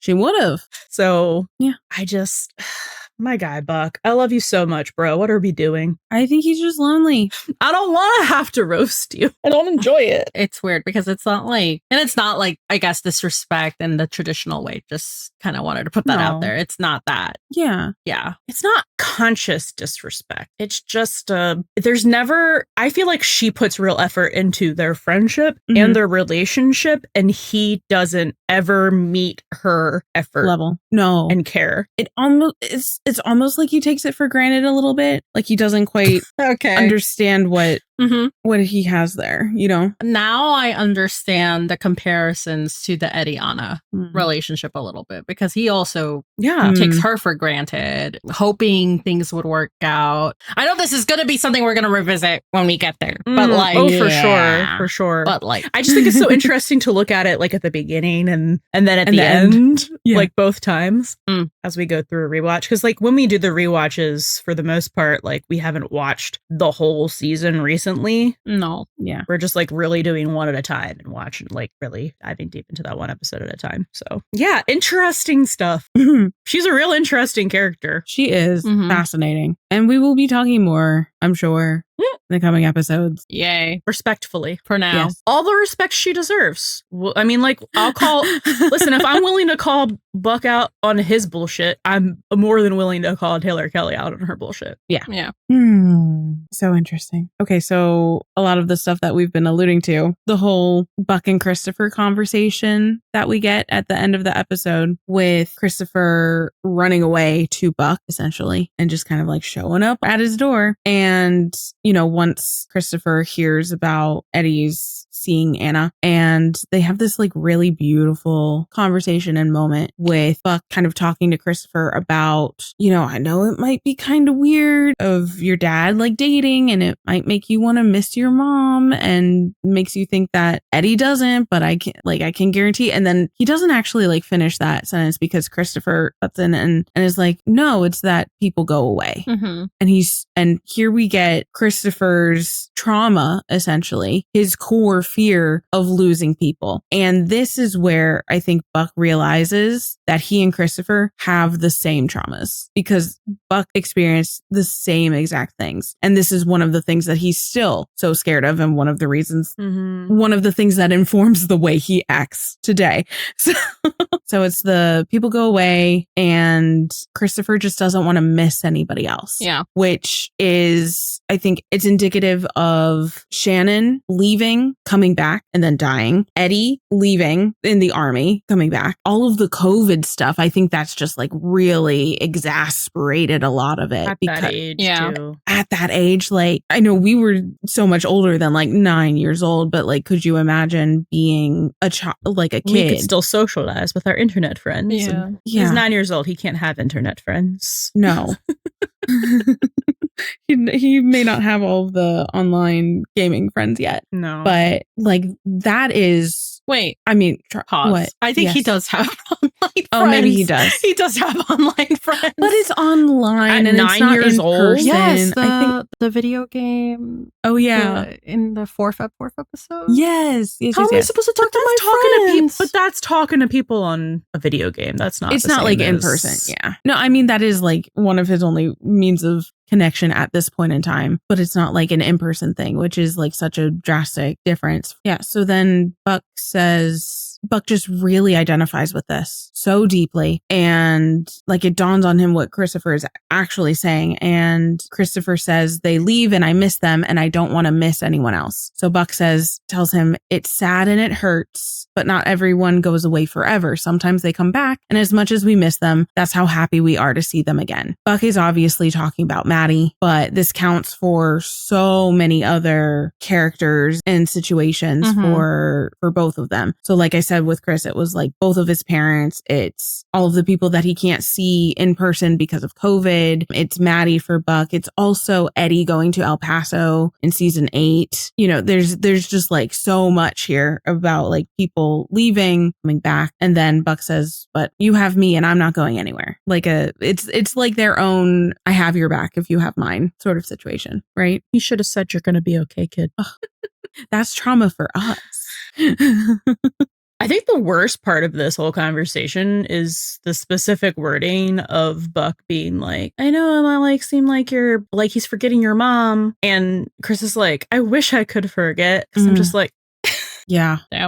It's like a gut punch every time. Because if he was able to forget, then he wouldn't miss her. Yeah. He wouldn't miss her and he wouldn't have to feel that loss so sharply, which I think is something that anybody who's like had someone they love like go away or actual loss can feel. At least I can relate to it. But yeah, I think this whole conversation is so important for so much of Buck and Christopher's story but it's like we kept talking about with the other characters, it's so applicable for everyone else because everybody has a lot of these other traumas. And you know, this stuff with like Hen and Karen and Nia, like they miss her even when she goes away. Chimney and Maddie, when Maddie leaves for Boston, Chimney is feeling this loss. You know, anybody who's like lost anyone in any of the characters who have lost stuff, like Bobby and his family from Minnesota. And it's just, I feel like this is getting like really bumming me out. It's very sad, but it's like it's also so beautiful because there is a hopefulness to here. It's like it's devastatingly emotionally gut-wrenching, but there is optimism because sometimes they come back, and the amount that we miss them just means how happy we are to see them again, how much we love them. So it's like even though there may be like an absence there's also a presence of love. So it's like one of those you have to experience the bad things to appreciate the goods. Yeah. I also think just overall, like just taking out all of the dialogue and just looking at it from like, okay, Chris is scared of losing people and he doesn't want to care about any more people because he's scared of losing and missing people. But who does he run to when he's feeling like that? He runs to Buck because he trusts that he's not going anywhere. Yeah. Like that's so beautiful too. It's such a simple thing that it almost gets like underplayed almost, right? I think this is what I meant by like the showing, not necessarily telling. Yes. Absolutely. Because yeah, I think that it is a beautiful message of like, yeah, but not everyone leaves forever. But I think the biggest takeaway for like these two characters is like Buck is such a big part of Christopher's life, and he feels so secure in that attachment that when he's having this specific freak out, this is who he feels safe going to. Yeah. Hey, remember when we thought that he was going to go live with Buck? When was this? Season 7. Oh, yeah. Oh. After we saw the end of 709 and he walks in and he sees Eddie hugging Kim, we were like, this is going to be great. He's going to go live with Buck. Joke's on you. I don't think we were looking at production at that point yet. Like we had literally just started. We had just got caught up. We had just started. We were babies. Yeah, we were.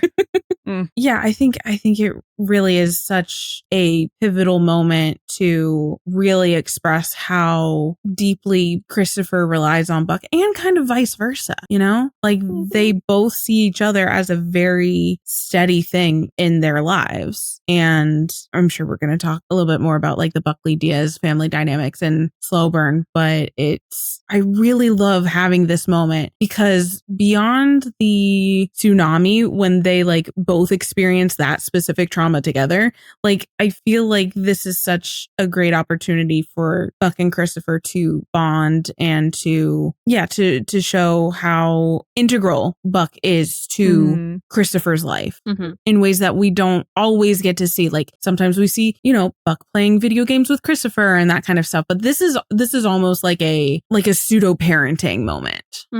I also appreciate how Chris just like reverse parents all the time, both Buck and Eddie, because they're both so but like at children's level of communicating and dealing with things in life. The antithesis to Maddie and Chimney. Because Chris is wise beyond his years. But you know, this is not the first time that he has given Buck advice, but he didn't know he was giving Buck advice, basically. Yeah. It was like, you're a good friend, and Buck has this like guilty sometimes. dog look, like you know, you come home and something was eaten off the counter, and the dog is over there looking really guilty, like that's the face he's making. Oh no! Sometimes, child is making me look at my life and look at my choices again. Damn, self-reflection. Yeah, Christopher is good for him as much as he's good for Christopher. Absolutely. I feel like there was more I wanted to say about this, but I can't find the words now. Like, it just feels big, you know?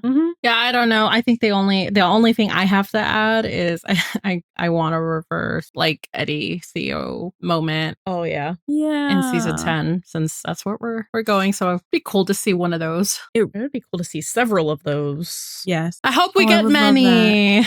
Yeah. Maybe. Yeah. That would be beautiful. Because also Theo's experiencing the same traumas about people leaving and like missing them and loving them and just a whole family of boys who've been left their whole lives. Wow. Oh my God. He joined a club. It's the Lost Boys. The Lost Boys Club. Oh, Peter Pan. Oh my God. Oh geez. Oh man, no. But like, think about it too. Like Theo, Chris bonding over. Yeah, this is sad things to bond over. But like, you know, but bonding over. It is a bonding thing. It is a bonding thing. It's sad, but it's not in the way where it's like those things are so specific and hard to feel seen and feel like people really understand you and can be there for you, and they can do that for each other, right? Yeah. So like, is it a sad thing? Yes, but it's kind of like, oh my God, what's the word? Like beautiful but sad. There's a specific word I'm looking for. Bittersweet. It's like bittersweet. There we go. Anyway, should we talk about Eddie? Sure. Oh, Eddie. Edmundo. This is the era of Edmundo. Again, I say, is that man? I don't know that man. Edmundo. Oh God. Does she ever call him Eddie, actually? No. I don't think so. No, oh my God. It's like Tommy with the Evan. I put that in slow burn. Yeah. We can mention it here and go into it more. I would just like to take this time. I feel like I've talked about this before, so forgive me. But I need to like break down this scene of their date. Okay. I thought we did break this down before. Oh, I'm talking about like the camera panning and the whole setup. Yeah, because we were like, oh, it's supposed to look like a sex scene. And because I remember being like, was this even really a date? I swear to God, we broke this down. I know. I thought it was for the Dating is Performing one. The queer coding special, right? Yeah. Yeah. Anyways, if I repeat myself, forgive me. If you remember what episode that is. Couch Theory. Oh.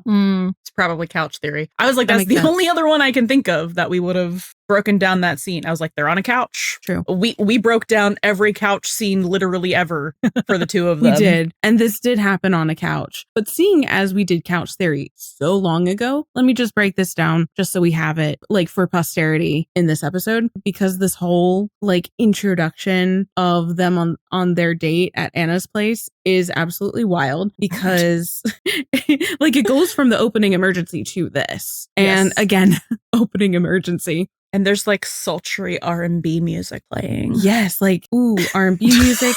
The camera opens up to the dinner table with candles on top, and you can see dinner and dessert has already been eaten. There's a jacket on the chair, and then it pans like it's a swooping, like cinematography did great job in this, because it's just like everything lined up. They do exactly what they were doing, and it's so intentional. Like the camera swoops down. The dialogue. Oh my God, we'll get to that.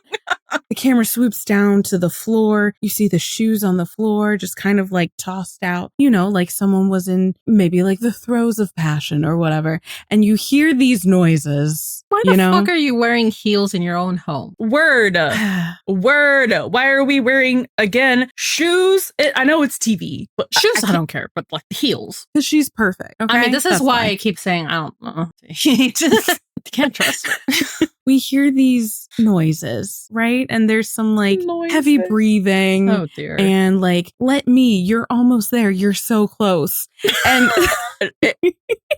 and it's obviously trying to set up a very sexy scene, right? Eddie, could you find it? I guess not. Sorry. No, they're doing math. No, they're doing math. They're doing math on the couch. And it's like so innocent of just like Eddie racking his brain trying to understand math, which to be fair, why did they change teaching it? No, it's that way because bullshit. It doesn't make sense now. No, it makes sense to literally no one. It like stupid, beside the point. And it's just like Anna is massaging his shoulders. I would have a headache trying to do this math also, 4th grade math. And it's just like, it's like, oh my God, it's like the same kind of thing as 309, the kitchen scene where they're like ramping up the tension. You want to go for the title, and then it cuts the tension with the playing video games. Same thing here. It's like, oh, we're doing something like at 8 p.m. or 9 p.m. prime time, and then no, they're doing math, like totally cutting the tension. It's wild. I love it. I can't get enough of it. It's so funny and tongue-in-cheek and ridiculous, because it's just like they never get there. They don't even kiss. No. Like, it's crazy, too, because, like, if you wanted to kiss someone, and it's like, I don't know if it would be their first kiss or just, like, a good night, end of the night kiss. Just because your timer literally just went off doesn't mean you can't spare a few seconds or minutes. He was just like, well, I gotta go. No, Eddie was literally saved by the bell. And he was like, oh, okay. Sorry, my kid needs me. Using Christopher as an excuse again. And it was interesting because I caught him saying like, oh, sorry, again. As in, this has probably happened before, like where he gets interrupted because he needs to go take care of Chris. And that is his excuse. And they do have a lovely conversation because, again, Anna is perfect on paper. Everything that Eddie could want, everything that Eddie's parents could ever want. What's wrong with her? Absolutely nothing. Her taste in men. Yeah.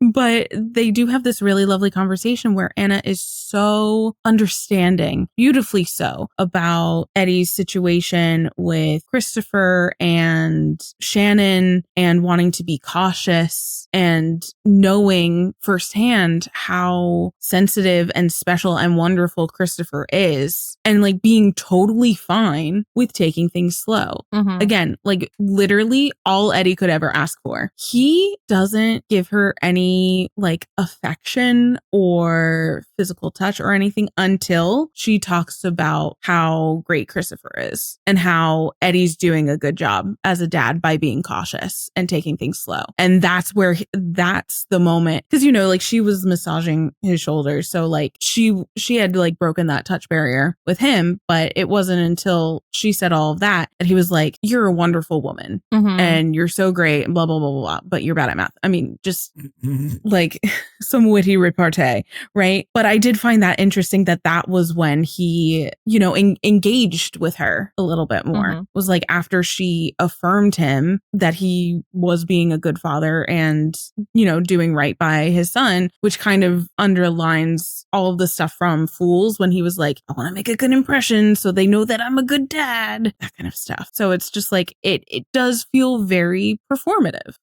Like this is what he's supposed to be doing. And then, you know, and then they don't even kiss. So it's like, so I guess that was our mini scene dissection, but I just find it so fascinating that is how they're setting up their relationship. And it is kind of played for laughs, just like they reintroduced Anna in the Bad Luck episode. It's like, this is kind of humorous and played very lightly, you know? So it's like, how serious do we as an audience take it? And then, you know, Saved by the Bell, Eddie goes home. He meets up with Buck, who's waiting up for him. And mentioning how the date went. She taught me math. I don't know how to talk about any of this. We gotta move. Like how? I know. How am I talking about this? I'm also like stuck here. I don't know how to. The man's gay. I can't talk about it in a normal straight way. Oh, so something when they're at the rooftop call, and just like Buck is talking to everybody else, Eddie is talking to like Bobby and Athena about how to talk to Chris about dating Anna. And when Bobby and Athena team up, they give collectively fair advice,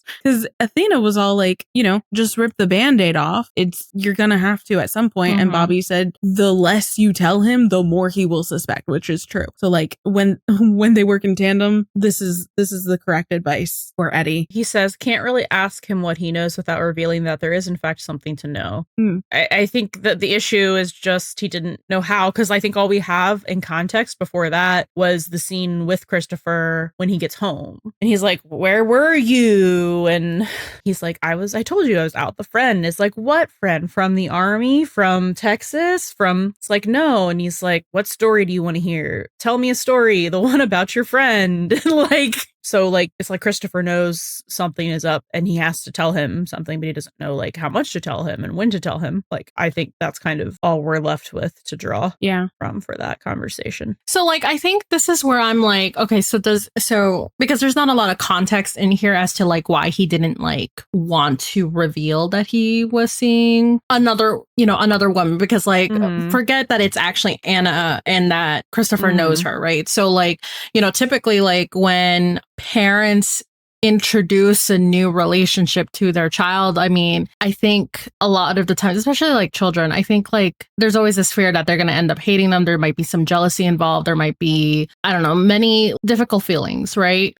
So that's why I was like, did we even get any of that context? Which we didn't. But it's also like, This is like one of those things where like Eddie is like, it's like he like, you know, having control in the situation, thinking that he knows like best over what other people need. And so like Athena does have a point. He should have just ripped the bandage off. We should have just, you know, told him. And then there's like the whole other aspect of like assuming. So like, that's what I'm trying to also say. Like, he's assuming that many of these like multiple reasons why we need to like, you know, tell him slowly, or like maybe why he was scared of telling him. Meanwhile, you know, like I said earlier, Christopher had a deeper underlying concern that he completely did not even think about. I have a hot take. Okay.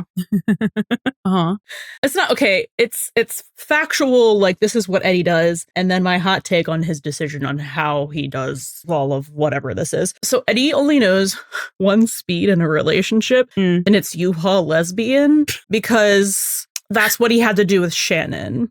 Right. And to him, it's just like, well, if I'm dating someone, it's serious. and it's gonna be like, that's it, right? Yeah. So, because like he hasn't, to our knowledge, he's dated Shannon, and now he has gone on a couple of dates, so 2 to 3 dates with Anna. Mm-hmm. Now, take out of the equation that Anna knew Chris. That has nothing to do with like introducing a new potential romantic partner Right. to your child. If anything, it gives her a leg up. Well, okay, sure. But shouldn't you, like, I think it just would have been easier for him to be like, I'm going on, like, I'm dating someone to see if I like them. And like, and if it works out and it gets serious, then I'll introduce you to them. Mm-hmm. Instead of being like, well, since he knows Anna already, and this is obviously going to be a serious relationship, because that's all he does. What I do. Because I just think it's really irresponsible to bring someone back into your kid's life who you've only gone on a couple dates with. But it's like, sure, you have the intentions of following through for Christopher. It's all just, why are we doing it this way?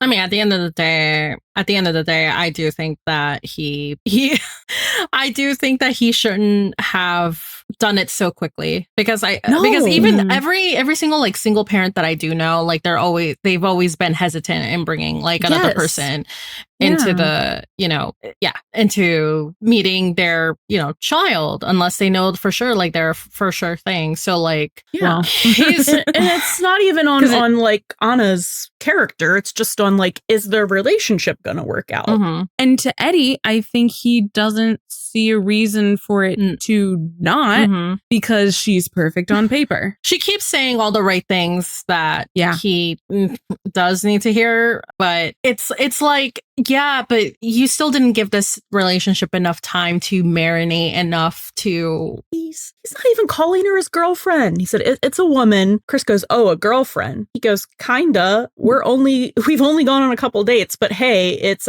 someone I like a lot. Someone I think you might like too. Because it really, at the core of it, it's about like, he thinks like having her as a partner for Christopher, whatever. But it is just like irresponsible. Like, it is irresponsible to introduce before she's even your girlfriend. And then Anna, a fucking reasonable woman. Oh, he should have taken the break. He should have taken that out. Because he tells her about the salad bowl meltdown, right? Because he has that conversation with Chris, and it's like, I'm like saying, woman, I think you'll, and like, I think Chris was like, okay, until it was like, I think you'll like her. And Chris was like, no. I have no interest in getting attached to any new people. Because I don't want to miss them. Abandonment issues mood.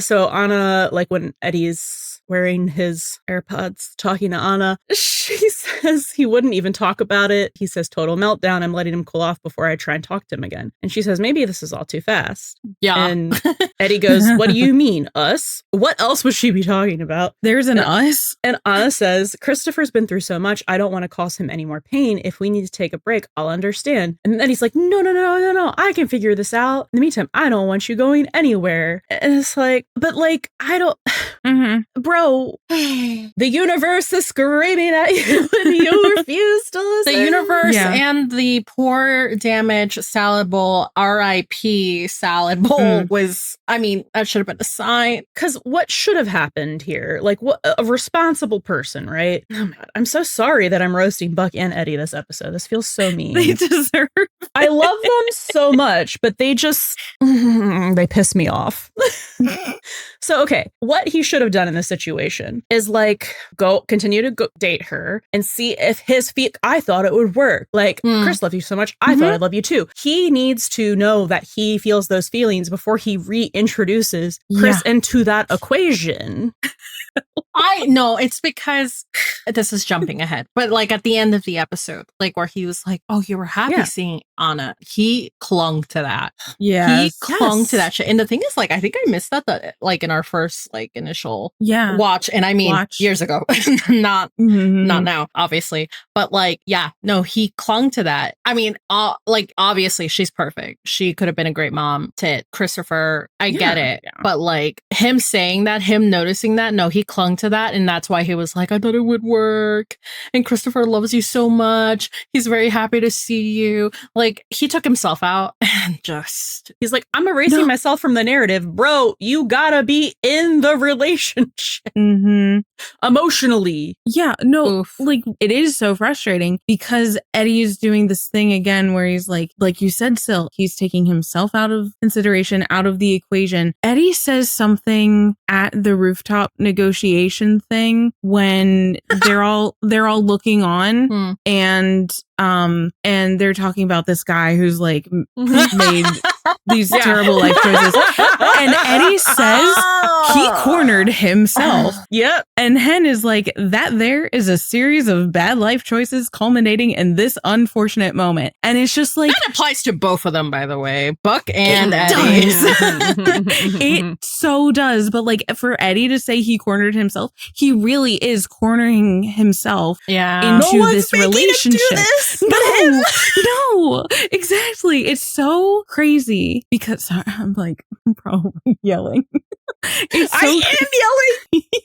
But it's so crazy because Eddie is doing this thing where like he really should have waited until he had a stronger footing relationship with Anna to then bring Christopher into it. But because it's almost like yes, Eddie knowing that Christopher would like Anna because she was his teacher gives her a leg up, but it also is so detrimental as well. It makes it more dangerous for Christopher, to be honest, because he already has the familiarity, the rapport, the like feeling safe. You know what I mean? The trust. So then Eddie speed runs these relationship milestones without truly developing his relationship solo with Anna. And so he's like speed running these relationship milestones because he knows Chris is going to like her and she already likes Chris. So he thinks he's doing the right thing, but he in fact is not doing the right thing because he doesn't establish an actual relationship with Anna,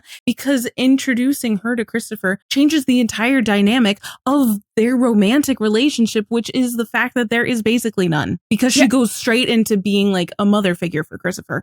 But they're not partners. No. She's a glorified nanny. And I just want to clarify, that was just harsh. in general, but especially for anyone, if there are people who do listen to our episodes who don't ship Buddie or ascribe to like queer Eddie, I don't know if you exist. Thanks, I guess. Let us know. We would love to hear your perspective. Because we do, like in the rewatches, especially try to keep like the queer coding and all of that stuff into slow burn. It's hard with this. But this specifically, this is not even a queer read. This is just textually, he was like, I never loved her. We hear him say that. Like, do you love her? My kid loves her. Is that enough? Is like, no. Right? So we're talking about him literally never loving or having real romantic feelings for this woman. And this is like, from the get. This is why. Because they never allow themselves the time, like, to sequester. Well, he allowed a jury of his peers to corner him into dating this woman, and then he cornered himself to continue doing it, like for Christopher. Yeah. And like, that's even without queer coding. That's just textually what happened. And then if you add a layer of queer coding on there, it basically takes no effort. But we'll talk about that more later. No, it's just wild. Like, you know what? I do get those fics where like, oh God, Christopher, I don't know, maybe this should go in slow. I don't fucking know.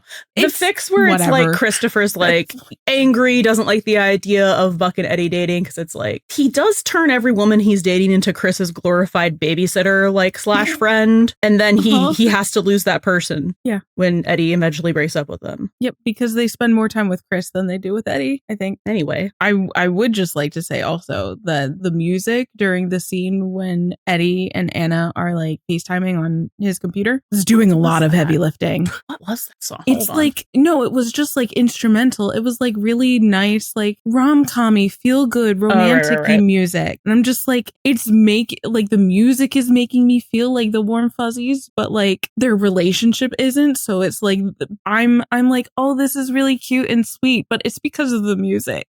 Yeah. It's doing a lot. And the line between slow burn and this is so fuzzy at the moment, but like I do want to talk about a little bit when Eddie brings Anna to like reintroduce her to Christopher, right? And there's this diabolical move that they did with the editing that is like ridiculous. And I also love it again because it's like, oh, they're so smart, because Anna sees Christopher again and it's like the very end of this moment, and they're hugging, basically reunited. Like Christopher gets to, like, one of the people that he misses gets to come back, and that's like such a nice moment for him. And then there's this, and they're just hugging and it's lovely, and then there's this I love you, which took me out the first when we watched it last night, and then but then it dawned on me, I was like, that's Maddie's voice. So they have, before they visually cut to Maddie and Chimney, and Maddie says I love you, but it's still like on the coverage of Eddie and Anna and Christopher. And it's just like, oh, that is diabolical, because it's like they never get there. Well, I think she loves him, unfortunately. Yeah. Talk about grading on a curve, am I right? Yeah, she does grade him on a curve because she stays way too longer than necessary. She saw so many red flags and went, I'm colorblind. I'm Yeah, it's just like, no, that really took me out. I thought it was absolutely hysterical. Kudos to the editing on that one. I do have a quick quote from Tim from the TV Line article with Andy Swift talking about, Eddie trying to make it official with Anna, but Christopher not being ready for Anna to quote unquote replace Shannon. He says, I think there's definitely hope for them. They have great chemistry, and I don't think anything is 100% settled for any of these people. What was said? Did I like zone out? What? No, it's like, it's a weird quote. Was right? that word salad? A little. Can you read that again for the people in the back? Can the stenographer run that back, please? I'm reading directly from the article here, and this is like the editorialized, right. Andy Swift part. But while Buck remains hopelessly single for now, Eddie attempted to make things official with Anna, only to discover that Christopher still may not be ready for Eddie to replace his mother. Still, Minear says, I think there's definitely hope for them. I think meaning Eddie and Anna. They have great chemistry, and I don't think anything is 100% settled for any of these people. Okay. Which is a lot of mixed signals here, right? Is that just Go me? off, vague king. Wow. Tell us like, nothing. It's like, there's hope for them. They have great chemistry, but also, and it's just like, you can't say we're building it up to kind of like undercut it, and but I'm just thinking of Eddie and his speed run track record. Yes. Gets her pregnant, gets married. A couple of dates. Hey, come meet my kid. We're in a serious relationship. A couple of dates. Hey, want to move in before any of the audience has seen you interact with my child. Yeah. Oh boy. Okay. It's like Eddie is kind of doing some of the similar moves that Buck is pulling with Taylor, where he's doing things kind of for the wrong reasons, but they're also the right reasons to him because they're for Christopher. And it's just, I mean, he's already dating her for the wrong reasons, to be honest. Because everybody else told him to. Exactly. So. And it seems like he's trying to, I think he does actually like her. He never gets to the love stage. I think he enjoys her company. I think he enjoys her. I think like they have cute banter. This is another situation where I'm like, they would have been such cute friends. Eddie, this goes into slow. He could have kikied with her. I know, like, yeah. Eddie, Shane Hollander, a woman they can kiki with. Is this romantic attraction? Honey, no. No, babe. Sorry, I'm thinking about Alex, and I'm like, could he have kikied with her? And I don't think so. No. No, the thing is, I think with all of Eddie's girlfriends, again, this is all of Eddie's girlfriends. The slow burn line is mush at this point for Eddie. I'm not even there yet. All of Eddie's girlfriends. So I'm talking like Shannon, Anna, Marisol. 3. Hell, even let's throw in Kim in there. Kim. He's been able to kiki with them and like, oh, he gets along great with them. Yeah. And then I'm just like, the fuck was he supposed to do with Alex? That character was bland. Oh, she sucked. No. Yeah.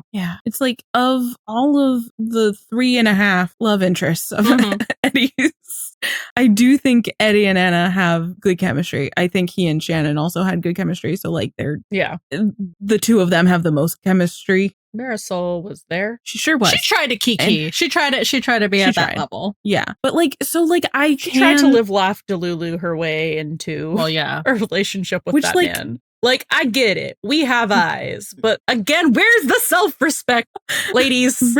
Yeah, I feel like the only difference also is like at least Anna kept her house.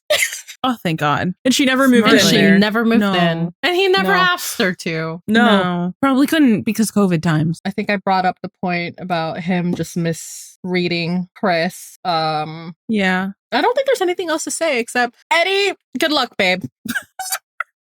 Incredible. All right. Well, I think that leads us to our Best Buddies segment. So shout out to our Best Buddies on Patreon. Thank you so much, Aaron, Akira, Alexandria, Alexis, Alma, Alyssa, Amanda, Amy, Annie, Annika, Anthony, Aradia, Ash, Asha, Ashley, Aubrey T, Aubrey G, Casey, Chastity, Dana, Doina, Elizabeth, Ella, Ellie, Emmy, Erica, Eveline, Gabby, Gail, Gracie Jane, Haley, Inika, Irv, Jade, Jen, Jin, Joey, Jules, Kenny, Quincy, Leah, Leslie, Madeline, Marianto, and Max. Maya, Mike, Millie, Mishi, Nat, Nikki, Patricia, Paul J, Paula, Pigeon, Poppy, Rachel, Rebel, Seffi, Sheila, Sherry, Stacy, Fadastis, Tina, TJ, Tori, Triss, Wade, Woofy, and Zach. We're about to start a mini segment about what the conversation would have been between Buck and Eddie after Chris ran away to Buck's. It's exclusive to the Best Buddies tier of Patreon. So if you'd like to hear special mini segments each episode and get a personalized shout out, subscribe to our Patreon.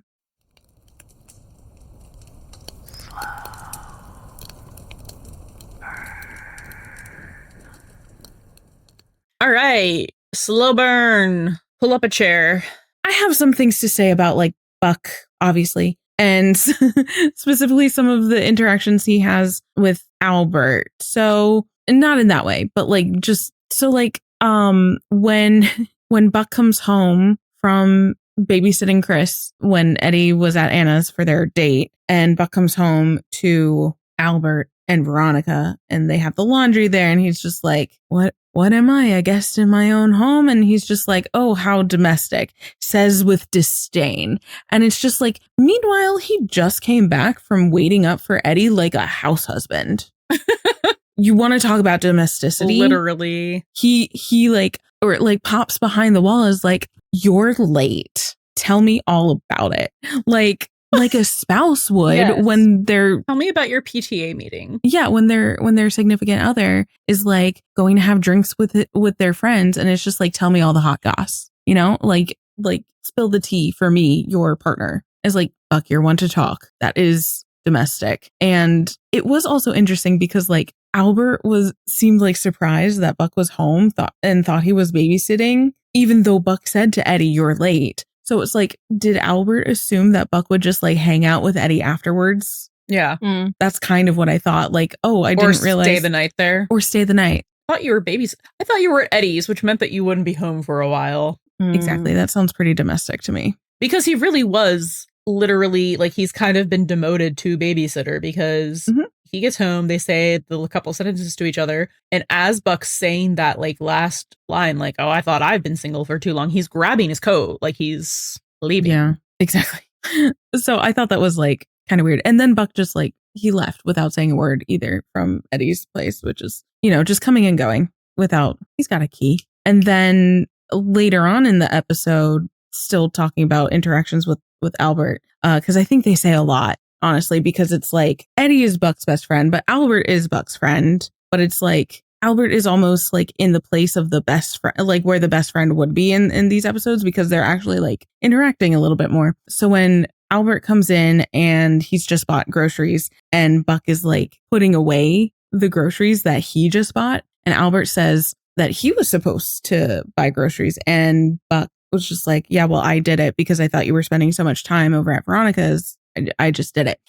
So he was angry and bought groceries in anger, retaliation, something, which is our favorite thing to parallel to the 817 kitchen fight when when Buck comes back to Eddie's place and brings the groceries. And Eddie's like, I thought I was supposed to do it. And it's like, Buck just, you didn't do it, so I did. So it's interesting that happens twice, right?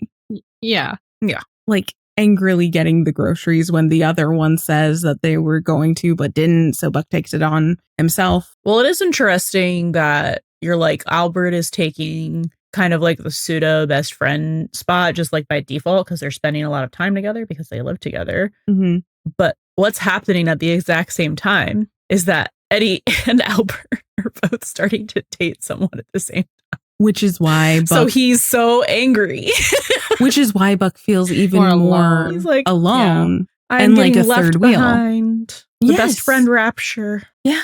And like in this conversation, Albert basically offers to stop seeing Veronica because Buck feels so out of place and out of sorts. And Buck says like, no, he shouldn't. I feel like there's something connective there about Albert offering to stop seeing Veronica and like Anna telling Eddie that it's okay if they need to take a break because Christopher is uncomfortable. And Eddie says, no, he doesn't want Anna to go there. Like that feels something in there. I can't really articulate it, but something in there does feel connective. It's putting Buck and Christopher in similar places, which is interesting as well. They're very sensitive boys. They are. And then, I mean, we mentioned it briefly, but with Buck saying like subsequently agreeing to go to that awkward dinner that he performs at. It is a performance. And Taylor sees that and says that Buck needed them to see him with her, which is inherently performative.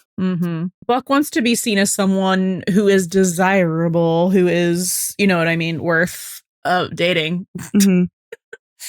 And Eddie is, so he's performing that. And Eddie is, I don't even know. It's all a giant performance. I can't deal with him.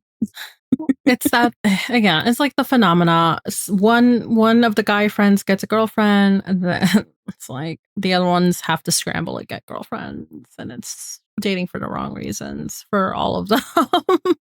But yeah, no, to what you were saying, Rachel, like, yeah, he's performing because he wants to be liked and he doesn't want to be alone, and all his friends are dating and he can't stand, like, he's just being needy, and he can't stand that nobody apparently this one girl did not like him enough.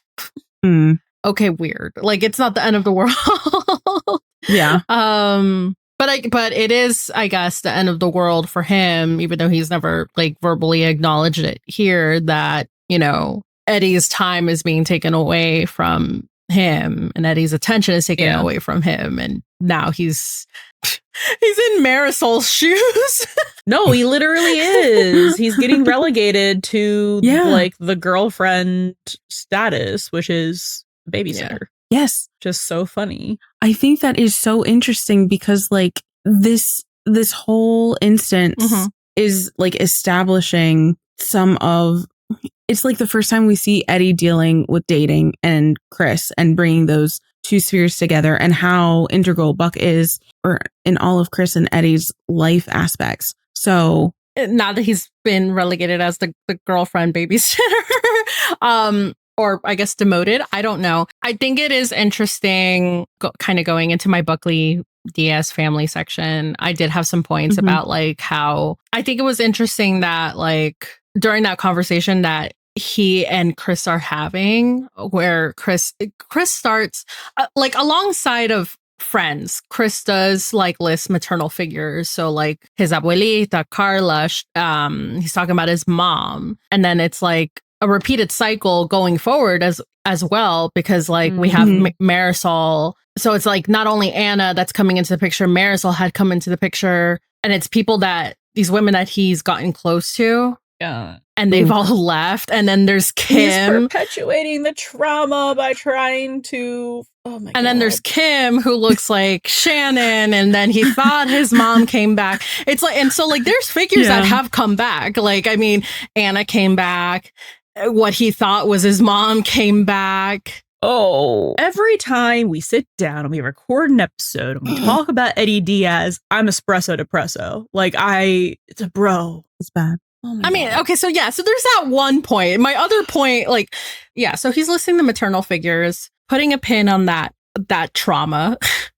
I just think it's funny because, like, Buck says, you still got me because I'm not going anywhere. And so, like, that kind of does put him as, like, a friend and confidant along with those maternal figures. Yeah. So I just thought that was, like, really, really interesting.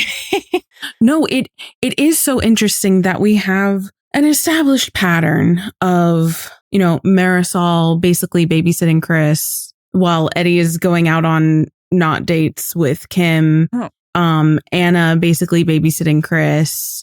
Buck also babysitting Chris. It's putting Buck in this sphere of caretaker of Chris, but in the same way that Eddie put his girlfriends in as well, which is kind of weird, because one of these things is not like the other, not just because Buck is a dude, but because, like, Eddie knows Buck for so much longer. But I will say, and to your point about, like, one is different from the others, like, the point of this episode, or what it was showing us is that, and in this specific scenario or case, right, like, it's showing us that Anna couldn't get, into, like, the deeper issue of, like Chris's grief or Chris's like trauma, like, wasn't undercovered by Eddie. It wasn't by Anna, because you would think that those two, because, like, obviously, like, Chris is his dad, Anna is supposed to be girlfriend and could be elevated to a different status. It's Buck that kind of kept that. It's his conversation with Buck, or, like, Buck and Chris's conversation that, like, resolved the issue. Does that make sense? So, like, and kept, like, the family from falling apart. Yeah. Well, it's also that conversation is the conversation that you would have with a parent. Yes. So, sometimes there's conversations that you want to have with one parent or not the other, or, to heteronormativity there's some conversations you would rather have with your dad than your mom, or your mom than your dad. So in this situation, Chris was like, I want to talk to my Buck, not my dad. Yeah. So in this case, it's also laying this foundation and groundwork for Eddie leaning on Buck for broaching topics like this, because this is the first time we see Eddie dealing with dating and Christopher and bringing those two spheres together, and how that works with also, like, Chris knowing he can rely on Buck. And so it is interesting then that we see this kind of situation happen again at Eddie's behest in season 7, when, at the very beginning, when he's asking Buck to talk to Christopher because Christopher is talking to two girls, and like, this is Buck's, like, realm, this stuff about dating and girls and that kind of stuff. So it's like, it establishes that dynamic that, like, Buck goes to, or Chris goes to Buck when it has to deal with romantic anythings, know? Yeah, because I mean, not that either of them are great, but Eddie's fucking tragic. Lesser of two evils. I do think that there's so much to be said, and I know we've said this before in a very similar way, but there's so much to be said about your platonic friendship that it needs to change so much anytime you guys start dating someone. Nothing should really have to change between you and your best friend when you start dating someone. Maybe you'll see them a little less, but, like, if you're a good friend and you're not one of those people who's like, I'm dating a new person and now I dropped off the face of the planet for my friends because I'm spending all my time with them, which is not what either of them do either, because we don't see them spending a lot of time with their significant others. But it's like they do spend, it's a hard cutoff, drastically less time with each other. Yeah. In a situation, like, when do we ever see, like, a situation where it's like, Buck is babysitting, Eddie's home, bye, like, here's your $20, thanks for babysitting. Yeah. Like, it's just very weird. Like, why aren't they sitting down and having a beer? Yeah. Like, why are the parameters of your friendship changing? Yeah. Changing just because you're dating someone. Because it's kind of like Eddie really going all in on like, this is the end game relationship sort of thing for him. And it's like, as much as he's going all in on that, it's like a complete halt on Buck sort of thing. Very weird. He can't juggle both. The way both. they move is so weird. And somebody would be like, oh, well, Chris is waiting to be tucked into bed and to go to sleep and whatever. But like, Buck could have waited on the couch and like watched some TV or something and had a beer. Yeah, or just like had a conversation instead of being like, hey, how was it? Okay, bye. Yeah. Very weird. I think that was Buck feeling weird about it, honestly. Wait, actually, yeah, because like Eddie was kind of like blah, blah, blah. And then he starts like moving elsewhere towards like deeper into the house to check on Chris. Yeah. And Buck is kind of like following to continue the conversation, like to ask for more details. And yeah, it was like, oh, okay, that's all you're divulging. All right, bye. Yeah. And he had his code in his hand while he was asking it. It's just, I don't know. It's just literally never weird. Normal about each other. Yeah. Because can't be normal when they're single. Can't be normal when they're dating other people. No.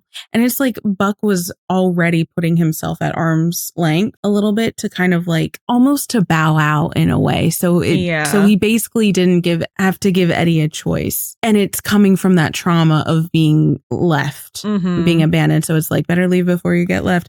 I'm going to leave, go back to my house. Oh my God, you're right. Where apparently Albert wasn't expecting me so early. I'm going to create distance so that I don't get forced out. Yeah. So he's doing it to himself. They both would do that. Yeah. Yeah. He's doing it to himself. And is probably one of the reasons why he's so like irritable about it. It's like, I'm not the third wheel. Like, speaking of, I guess kind of when Buck is like, how was it? And he smiles and is like, it was nice. She taught me math. Why is that? And this not date that he was having on the couch where they were just talking about math, the happiest Eddie's ever looked with a girlfriend or significant other. There's no like physical affection happening. They're talking about Christopher the entire time. That's why I keep saying. Well, yes, that's why. This was not a date. No. It's like, could you tutor me so I can help my kid with his math homework? Also, you're fun to talk to. Yeah. And it's like he doesn't even develop that much of an emotional relationship with her, which is why it's so weird. It's all about Christopher. The most performative part of it is like when he's like leaning in to like do the kiss like very, very slowly. And it sounds like the beginning of like a teacher-parent porno. It's cringy. So bad. It's cringy. So bad. Yeah. It's like, can we be normal? No. They really wanted to do like, they wanted to double back and lean into that weird ass opening, but hey.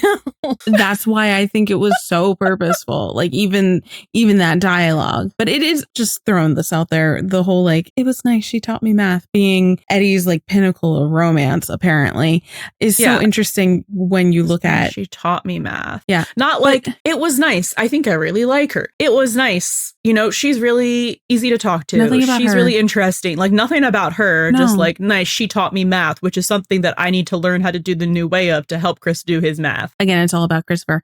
But to bring some buddiness into all of it, like, it's so interesting when you look at season 6 and Buck's math powers post lightning strike and Eddie takes him on a poker night date to show him off his new like math powers. There's something like connective there. He has a competency kink. Yeah. That's it. Buck has that too.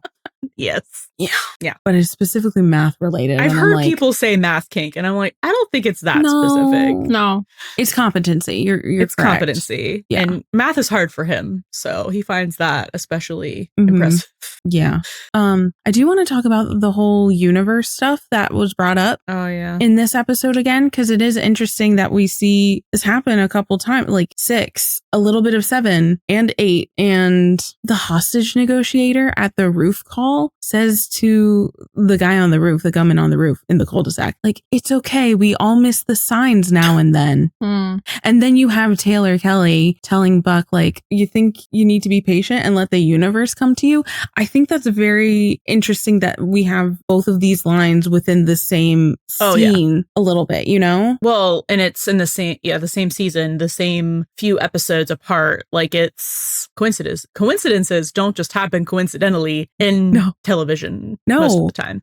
It's the no throwaway lines in 911, honestly. Yeah, I just think that is such a like recent theme and the start of this whole like Eddie might be dating someone, Buck might be starting to date or looking to date. But it's like, what is the universe trying to tell them, though? Yes. What we said in Jinx, like, what is the narrative trying to tell us about the universe in this way? And it's just like, it's interesting that the guy is saying, like, we all miss the signs now and then when we're talking about like Eddie and Anna being set up in the bad luck episode. And it's like, he's missing some of these signs. Buck is missing some of these signs as well in his way. And the universe is screaming at them. And like, the thing is, it's kind of like both of them. Like, they don't, to Maddie's point in 807, they're not really trusting in the universe to bring them that special person, which is, each other, or they're just like not.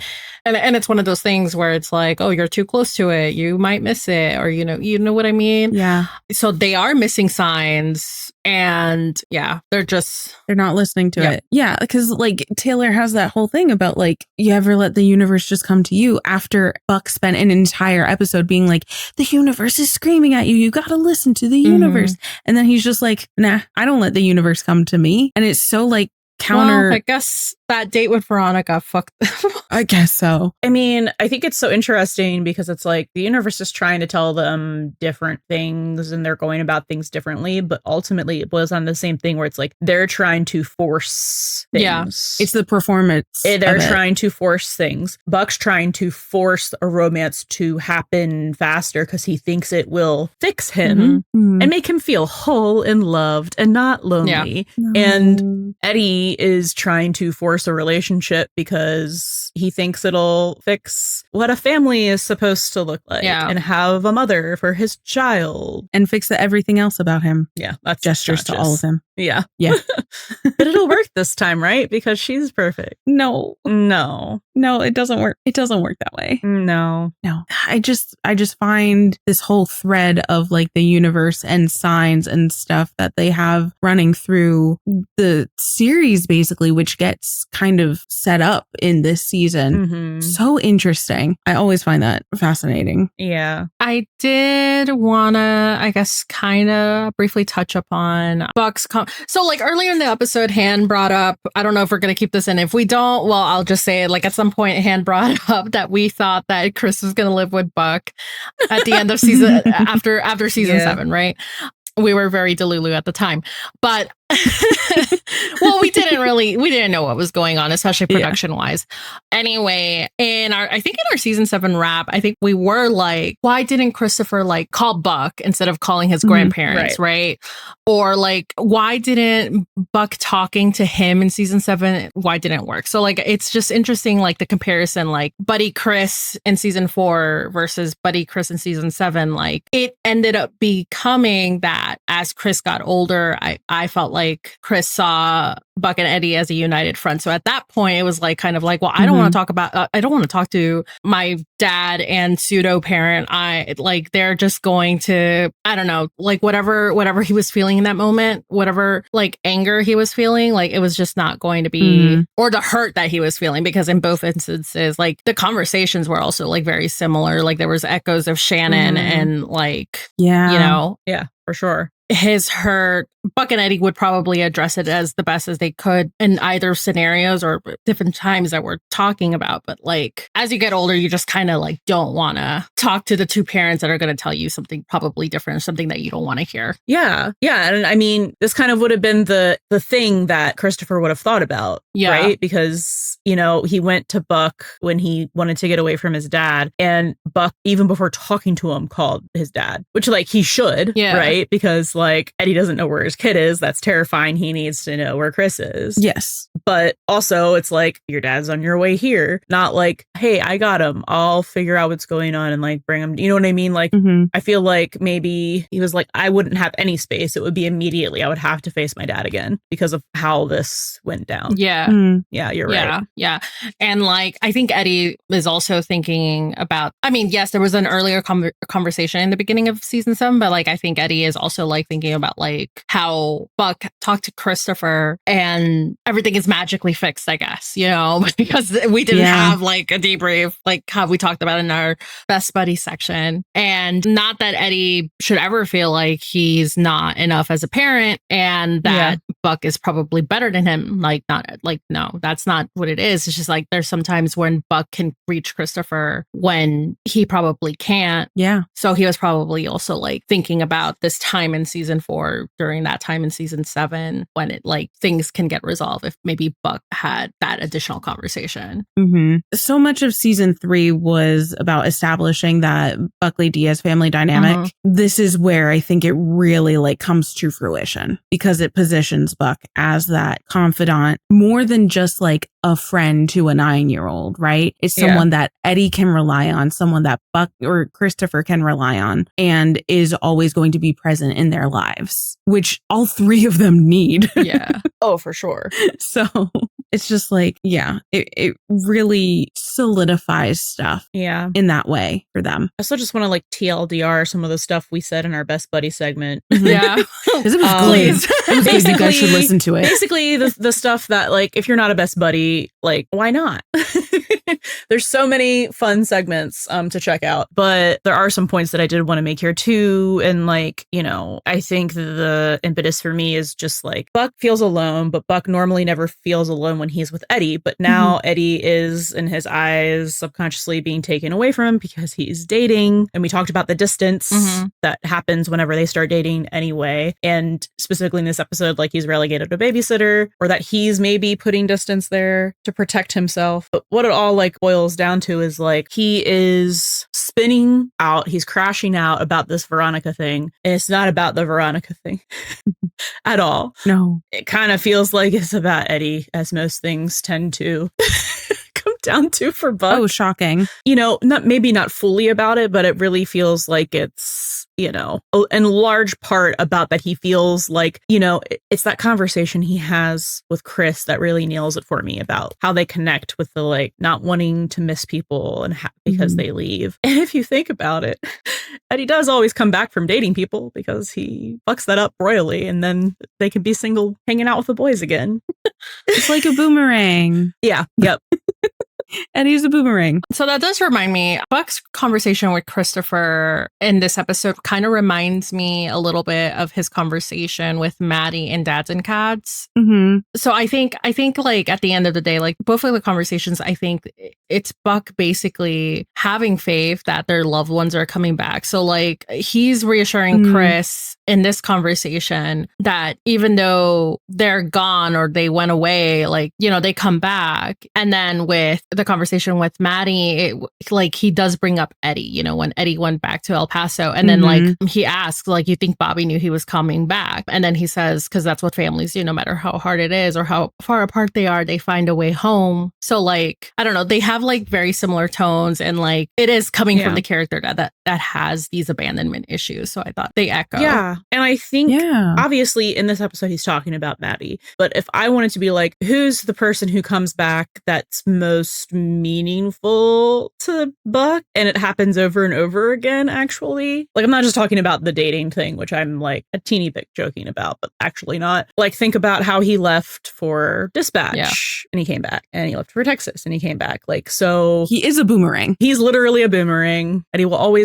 Eddie might leave, but he'll always come back, and Buck will always be a happy golden retriever wagging his tail. Yeah. And I think the last thing that I have is it's so interesting that both Anna and Tommy call Eddie and Buck by their actual names, like Edmundo and Evan, not their nicknames. In conclusion, do they know it's legal?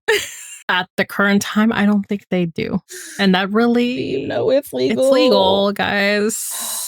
This was a truly painful episode. Like, good episode, but just like painful on the whatever the fuck they're doing individually and together. Yeah. And it's so crazy. We had so much to say about them together and their dynamic together when they only have that one short ass scene. But there's so much to say. Like you said, they do a lot of like showing, not telling, but there's a lot to be said with the stuff that isn't there that like would normally be there. Yeah. Yeah. They're showing, not telling, but it's also like they're telling, but without showing. But like, but without actual dialogue. So it's so interesting. Also, just like, I gotta do the like looks. We actually gotta remember to start doing a looks section, because if I come home and my best friend is like chilling in the doorway, leaning like that, looking at me like that, I'm asking what we are. What do you mean? Also, is that just like the move? Because Eddie does that too. He does. That's he does that too in 817. He does do that. That's What are we doing? So what is happening here? What are we? But yeah, in conclusion, they're weird as hell. They're so not normal about each other. They're so not normal about each other. And when they don't talk to each other about their individual like bullshit, their individual bullshit gets worse. Well, yeah. And also when they don't talk to each other, they just look even weirder. Yeah. More like huge gay signs are being pointed at them, or like, you two need to be in a relationship because like, please put all of us out of our misery right now. It's like, what? Okay, so Buck's good to be your co-parent until you start dating someone, and now he's only good enough to like babysit your kid, and then you're gonna poll the rest of the entire fucking firehouse about how you should tell your kid that you're dating someone instead of talking about it when you got home from your date with your best friend.